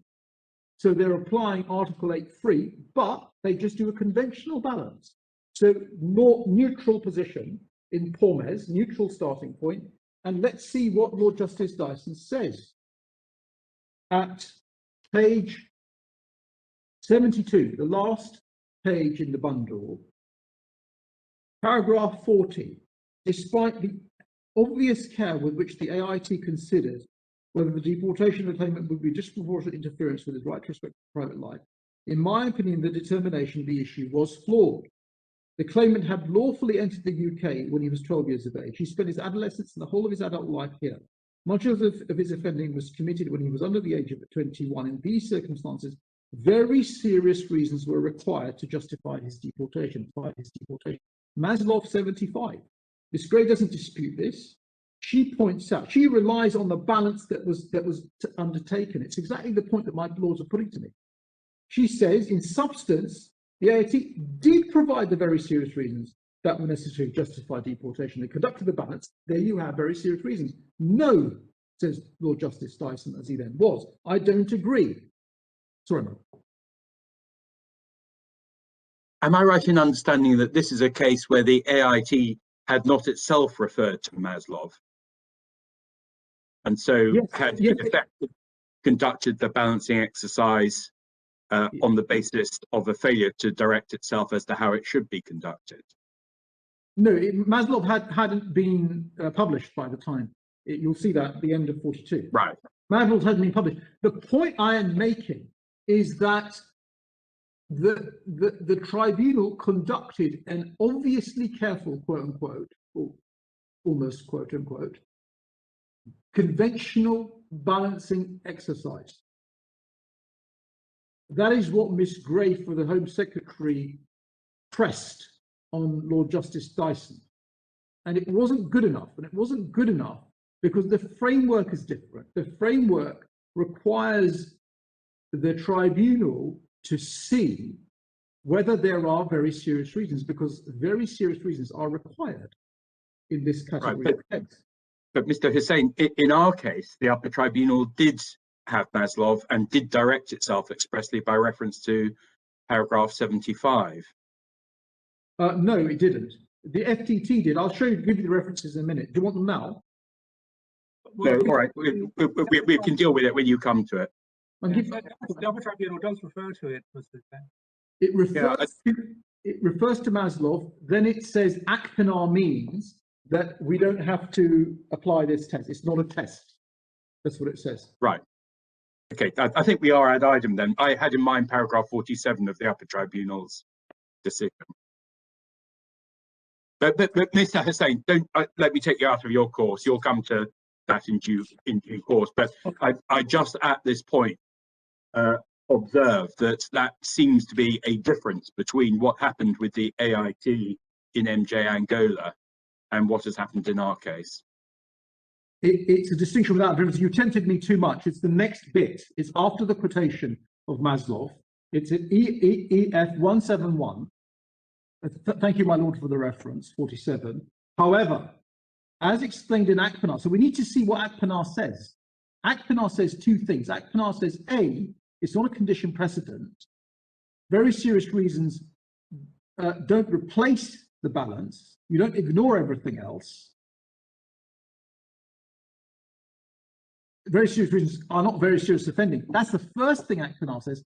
The second thing, that's not a problem for us. We don't advance that. We have no quarrel with that whatsoever.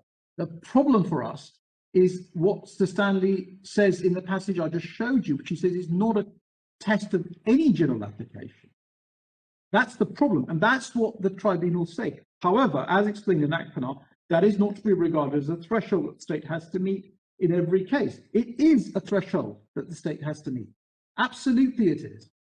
But surely the point being made in Akpenar was addressing a particular interpretation which had been urged on the courts as to the meaning of Maslov, that you had to find very serious offending, which is obviously different from very serious reasons. And my understanding of what let me just finish and then you can comment. My understanding of what was said in Akpenar was you don't have to, in every case involving a settled migrant juvenile, have to find what could be described as very serious offences.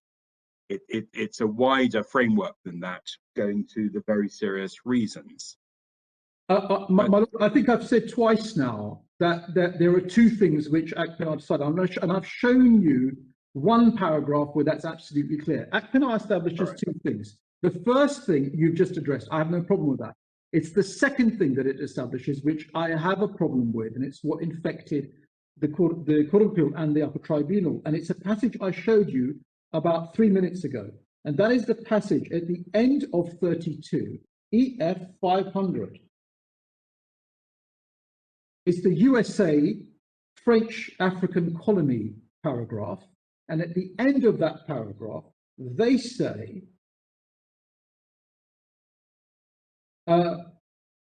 what was said in paragraph 75 must be read as relating to the facts of the case before it. So they relegate 75 to something which just related to the facts before Maslov. It was not something of general application. And that becomes even more obvious when you carry on. I digress from Appellant into MJ, because MJ is really important. I accept, my lord, that MJ is a case where the tribunal don't have Maslov, hadn't been published. But it's important to see what Lord Justice Dyson thinks is required by way of fidelity to paragraph 75. Can I just, if your lordship has probably read 42, but can I just invite you just to look at it again? This is paragraph 42 of MJ Angola. I had got to the opening words of 42. Lord Justice Dyson continues and said, what the tribunal did was to balance the right of the claimant against the rights of others. In performing the exercise, which they found very difficult, they undoubtedly took into account the fact that he'd resided in the UK for a lengthy period. So they took the raw fact into account. But there's nothing to indicate that they appreciated the significance of the fact, that he had lived there. Most of his spending was when he was under 21 and had no links, meant that very serious reasons were required. They can't be criticised. Now, please can I go back to Appellant then? Because my lord's raised an important point and I need to address it. Well, I'm so sorry, just before you leave that paragraph 42, might it not be said that that is Lord Justice Dyson making the point that although that the tribunal might have referred to the age of the juvenile, they didn't approach it, the balancing exercise, in the right way because they didn't have the benefit of paragraph 75 of Maslov's case.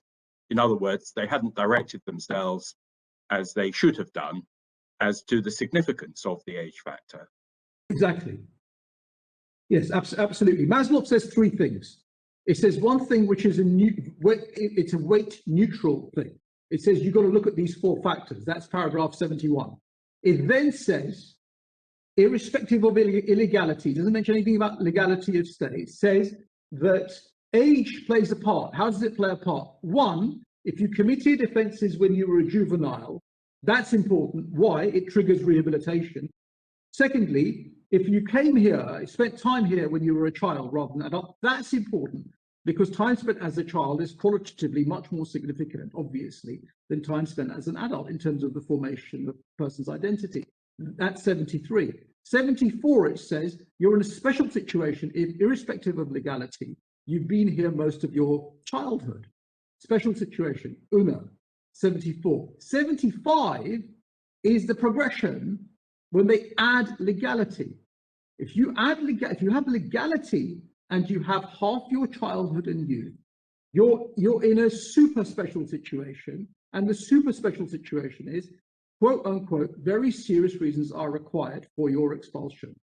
And you can have raw regard to age, but if you don't apply the correct framework, that's an error of law. That's what Lord Justice Dyson is saying here.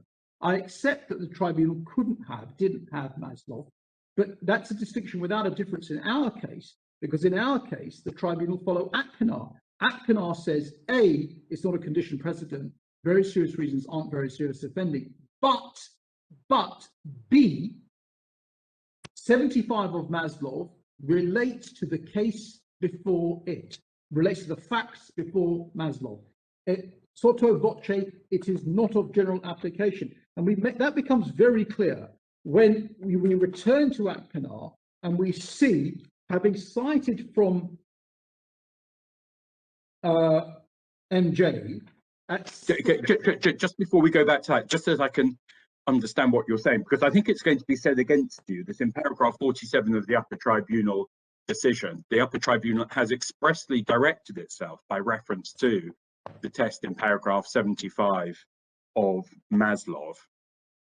And I think you in what you said before, you accept that. But as I understand it, you're saying that the upper tribunal having directed itself by reference to paragraph 75 of Maslov, is put off from the force it should have given that by what is said in Appellant. Exactly. Yes, exactly, because it does not. The critical word is however. It's not. Just looking at paragraph 47, which is page 171. They even after they've referred to Appellant, they say, well, in any event, we nevertheless take into account. Yes, well, that's why I showed you the direction that they've been given, that they've set out from paragraph 75 of Maslov. Sorry, they don't say that at all. All right. They begin to say that. Mr. Hussain, I mean, we're rather short of time, but I would have thought a point you might make is that having mentioned in paragraph 47 that reliance was being placed by the appellant on paragraph 75 of Maslov, they go on to say that it's not a threshold on the authority of Appellant, but they'll take account of age in their consideration of the issue of very compelling circumstances under what was then Rule 399A. And then they go on to deal with 399 and 399A, and at 52 tell us that they bear in mind, on the basis of MF Nigeria, that the immigration rules form a complete code, which was a problem that this court, subsequently years after this court eventually made it clear in Ali that they're not a complete code. Exactly. The argument might, I'd have thought you might be running an argument that they had effectively regarded Maslov paragraph 75 as being incapable of setting up a test which had to be complied with, because that would be outside the code established by the immigration rule. Well, if I may say so, you're ahead of me. You have my submissions perfectly. It is one thing, if I may say so, with great respect, it's one thing to say the Secretary of State in her rules and Parliament in approving them subject to a negative resolution, Parliament in an act can set the weight. It's one thing to say that. It's quite another thing to say that you've got to shoehorn the Strasbourg jurisprudence into the rules and have the rules govern the position. No, the rules are executive statements of policy. The Act is intended to secure compliance with Article 8. So it is the case law, unless it's incoherent or unclear or inconsistent, but it's the case law that's governing because of Section 2 of the Human Rights Act and this court's jurisprudence on how that is to be received. It's that that's governing. And going back to my Lord Sales. It might be said really Section 6 of the Human Rights Act that's relevant. Yes, sorry. Yes, absolutely. Yes. Or indeed, specific provisions in immigration legislation. I wouldn't have a chapter and verse immediately to hand, but my recollection is there are specific provisions in the immigration legislation, are not, requiring human rights to be complied with. Oh, absolutely. The ground of appeal is that your removal would be contrary to the human rights. Absolutely, Section 84. Absolutely, my lord. But going back to my Lord Justice Sales' point in 47, absolutely, I have that point.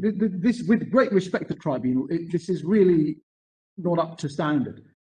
47, for my Lord's point to run, the tribunal would have needed to say, not however, as explained in Appellant, they would need to say, we note in Appellant that it's not a condition precedent. And by the way, we understand that in MJ Angola and a later case I'll come to in a minute, the Court of Appeal recognized that it was a test of general application, what I've called a condition subsequent, where you conduct the balance and then ask very serious reasons. They don't say that at all. They think Appellant relieves them of the duty to ask the very serious reasons question. And I can make good that point by giving you the hypothetical question, or the rhetorical question, sorry, where do they ask the very serious reasons question? They think they don't need to because of Appellant A, and B, because the rules are a complete code, they govern, and you've got to shoehorn into compelling circumstances. It's just simply nowhere near good enough, with great respect. Because of saying, if you look at 47, the whole way they get into Maslow is because they begin by telling us they're not satisfied that paragraphs 399 or 399A apply. So the question which then arises, as they tell us, under the rules, is whether there are very compelling circumstances. Now, that's something which has to be, effectively, well, very compelling circumstances have to be demonstrated in order for the deportation to be successfully resisted, where 399 and 399A don't apply. And it's in that regard, they tell us that reliance is being placed on Maslow paragraph 75.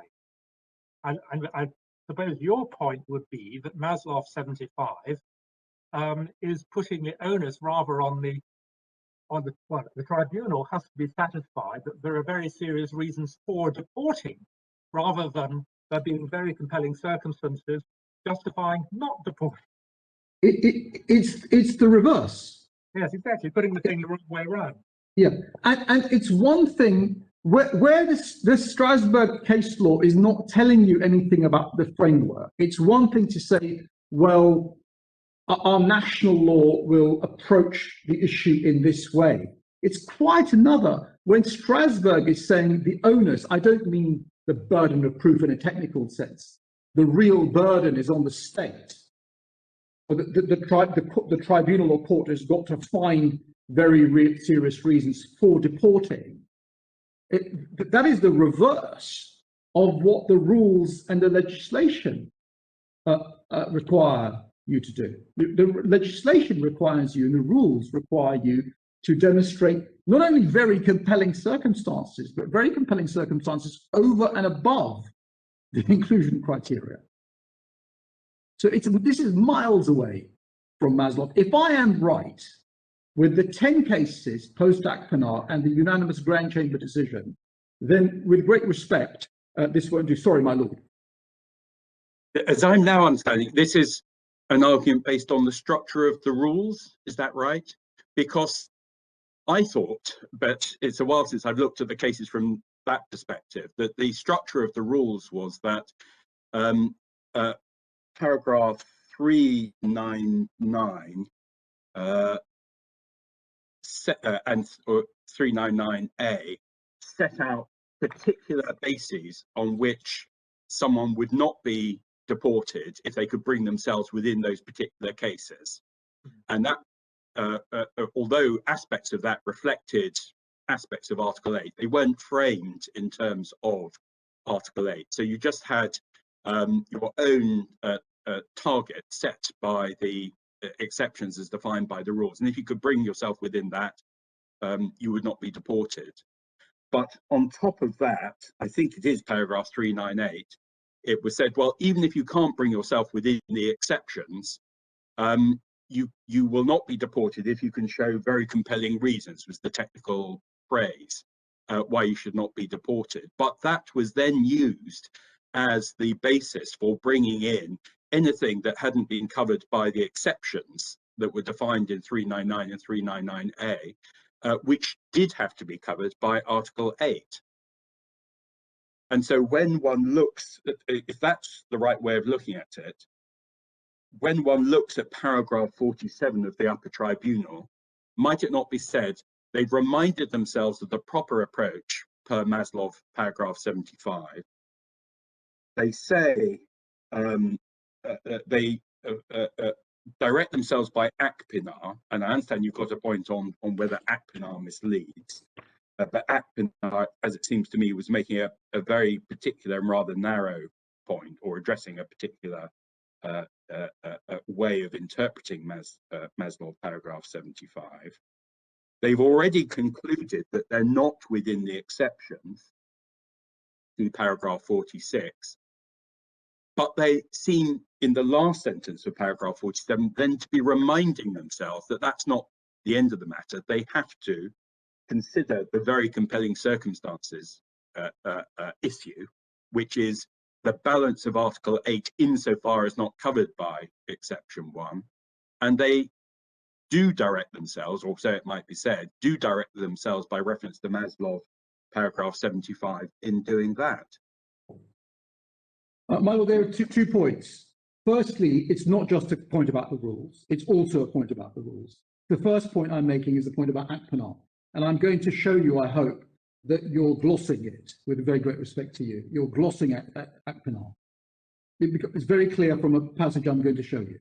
The second point I'm going to make is your lordship is, if I may say so with great respect, mostly right. Yes, it was exceptional circumstances in 2012, which MF Nigeria and Ali were looking at.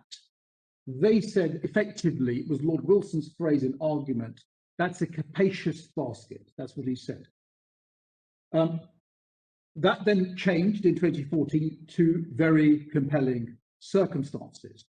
The question is it acceptable to put all the Strasbourg criteria into that capacious basket? My answer to that is yes, when the Strasbourg criteria are weight neutral. It's a matter for the national authority to allocate weight. You can put it into exceptional circumstances because Strasbourg hasn't said anything about weight. That's within the margin. Answer no when you are Maslov 75. Why is the answer no? Strasbourg has said something about the weight. Strasbourg said that there've got to be very serious reasons. How can you possibly square the two? Now you can, it's I think section 3 would do it, but on the face of it, there is an obvious tension, as my Lord the President explained a moment ago. So isn't it understood that the rules themselves operate against the background of the obligation under Section 6 of the Human Rights Act, such that officials and the Secretary of State have to act compatibly with individuals' convention rights, in particular under Article 8? Yes, that would suggest that it's the Article 8 consideration that's controlling, not some policy that the Secretary of State has passed. Right. And, thank you. and as far as the Act is concerned, I absolutely can't make that point about the Act. Of course I can't. But the point I can make about the Act is that, my Lord, a court that you were party to, the NA Pakistan court, said in terms that it is not the purpose of this Act to produce a violation of Article 8 in any case, quote unquote, in any case. So the purpose of the Act is to secure Article 8, not to violate it. It's Article 8 that's controlling. So Declan, I'm so sorry. Full clarification of one point. Paragraph 47 comes at the stage, I'm not sure if you can hear me. I can hear you. Paragraph 47 comes at the stage where you've concluded that 399A does not apply. Test in 399A is whether there are very serious obstacles to integration. Does Maslov have anything to say about that test? Because Maslov doesn't seem to have been taken into account in any way in dealing with that test. My Lord, you're absolutely right, and if I may say so with great respect, and it's a point that we make in my bullet point or roadmap at point 8. And my Lord, so Declan, you've asked me a question in relation to rules. I've addressed it in relation to the statute. Can I just interrupt for a moment? First of all, we seem to have lost Lord Stephen. So we had better wait to see if he reappears. Secondly, I should just draw to your attention that I'm letting this continue partly because you're responding to questions from the bench, and also because it may be we're really at the nub of the appeal here. But I'm conscious that Sir James is waiting to begin his submissions. We can allow you to carry on, obviously, but you should bear in mind it'll have to come out of your reply time. Of course, I was going to say that. I completely understand. Can I just check that Lord Stevens, I see he's reappeared back on screen. Are you able to see and hear us properly, Lord Stevens? I don't think Lord Stevens can hear me. Right, well.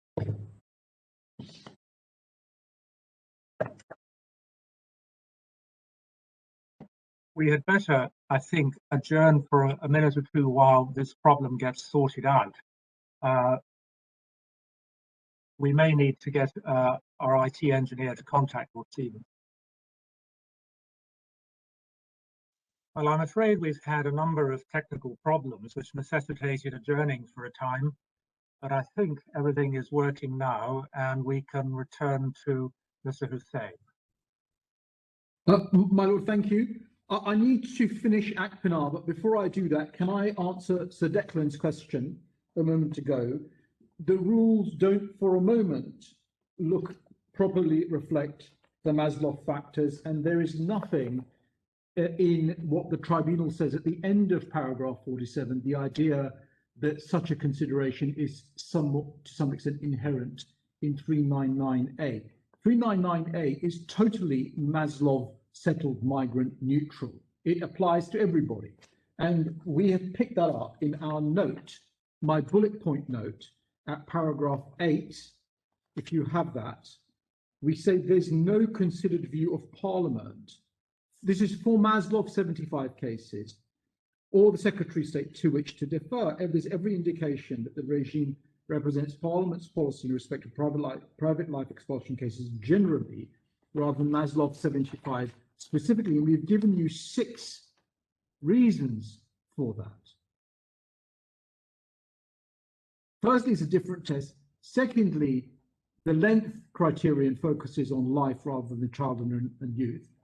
That yields under exclusivity and over exclusivity.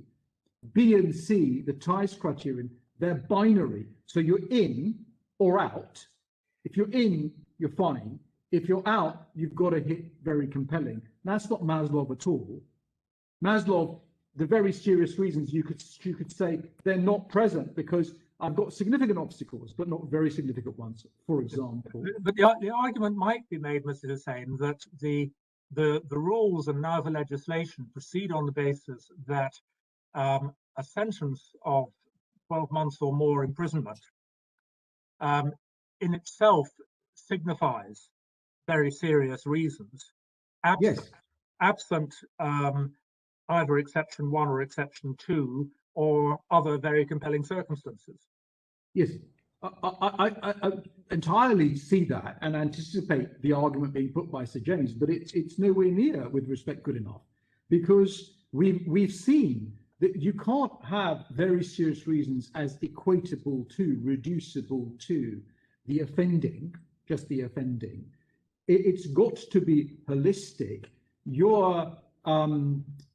The fact that there are significant obstacles to your return could mean that there are no very serious reasons. If I can just continue with my note, my Lord, at paragraph 8, Roman 4, there's nothing as to age at the time of offending. That's vital.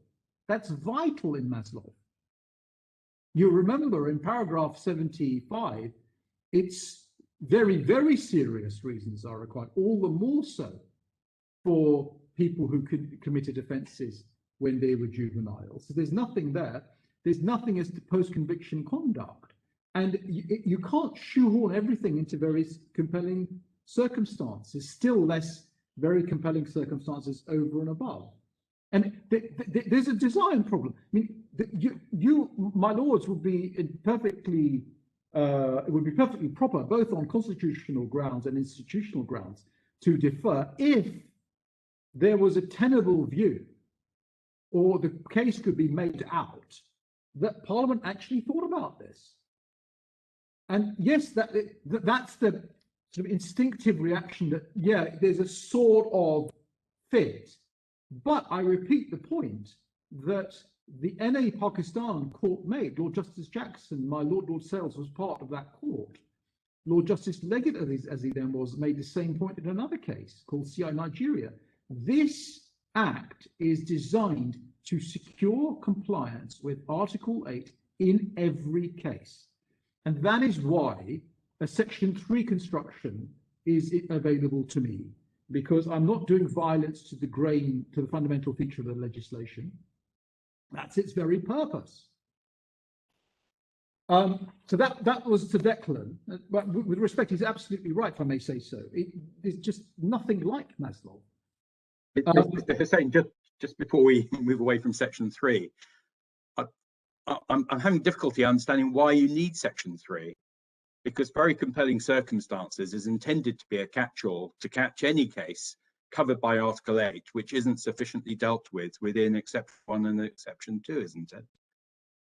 Because I have a problem, I need Section 3 because I have a problem with the threshold. It's what my Lord the President said a moment ago. It's the reverse. Very serious reasons is the reverse. It's just not accommodatable in very compelling circumstances unless in that basket, first of all, you get rid of over and above. And secondly, you say, well, if there are very serious reasons, if there are no very serious reasons, then there are very compelling circumstances. But the moment you apply very compelling circumstances short of Maslov 75, there is a big problem. And I would respectfully submit that there is a danger that if you don't make it absolutely clear that the lack of very serious reasons, that's the test we say, if you're with me on that, then it's very important to make it clear that as a matter of form, very compelling circumstances really doesn't mean that. It doesn't mean, it's equatable to lack of very serious reasons. It's a stretch. I need Section 3 because it's stretch, because I don't for a moment accept, not for a moment do I accept that Maslov 75 cases are accommodatable in that basket as it is ordinarily to be read, because of the point my Lord the President made about 5 minutes ago. It's the reverse.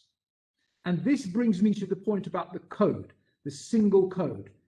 Can I just give you references, my Lord, in Ali, your judgment in Ali? Sorry, there's a question for you from Lord Stevens. I'm so sorry. I'm sorry. Before we move away from the upper tribunal, and at page 163, they deal at paragraph 12 with this concept of integration, which is the duty of integration into society. Yes. And so for juvenile offenders. Yes. I was just wondering how you integrate a juvenile offender back into society if you deport that juvenile offender to some other society, is the first question. And then the second is how the rules presently accommodate that particular factor in the analysis, and indeed whether the upper tribunal did analyze that factor in coming to its conclusion that deportation was appropriate. Well, my Lord, thank you very much. Can I answer those points in reverse order? The tribunal didn't. Do the rules accommodate that? No, they don't at all. And that's my bullet point note at, it's not expressed in my bullet point note, it's my bullet point note at Roman 4, so 8A Roman 4. Nothing as to age at time of offending. Vital importance in Maslov. Why is it vitally important? That's what triggers under the CRC, Article 40, the duty to reintegrate.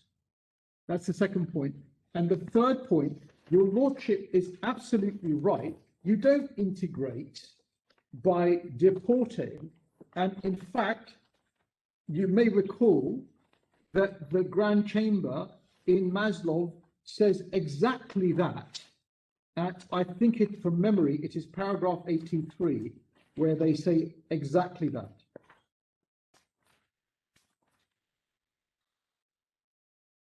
Yes, 83 of Maslov. This aim of facilitating integration will not be achieved by severing ties through expulsion with society, with family, must remain a means of last resort. So these rules, this legislative framework is, with great respect, woefully deficient. It wasn't intended to catch this class of case, and that's why there's nothing for you to defer to. Can I just give the references to complete code being overruled in Ali? It is in your judgment, my Lord, President, paragraph 52, and that's at page 569. You return to the point at 572. This is 62 to 63, and this was, you know, very much, if I may say so, in vogue in the Court of Appeal. The lens of the rules. 62. The Court of Appeal proceeded that the new rules tell the decision maker what weight they should give. Your Lordship. 63. That would be an overstatement of the significance. That's why it's misleading to say they're a complete code if you then assimilate the jurisprudence to the rule. That is getting it totally wrong. It's as wrong as you could get to say, look at the rule, that my rule says very compelling circumstances, so very serious reasons will just put into that basket, but it's the complete reverse of that. That's why I need section 3. And Lord Wilson says the same thing as well, but that nobody, with great respect to him, nobody agreed with him in the early case. I'm content with referring to my Lord the President's judgment in that case. My Lord, it's 1 o'clock. Shall I stop there? I entirely accept I'll have to dock time for my reply, but. Yes, there's not really a great deal of time left. It might be worth referring us, I mean, it's up to you, but it strikes me as possibly relevant the way in which Strasbourg approached the UK's compliance with Article 8 in this context in Unuani, and the emphasis that was placed on the Ali stress on the duty of courts and tribunals to carry out an independent Article 8 assessment on Exactly. by the rules, the way in which the civil servants work. Well, we'd better adjourn. As I say, you don't have. I mean, you have to be careful to leave yourself any time for your reply. But we'll adjourn now and resume at 2 o'clock. Thank you. Thank you very much, Robert.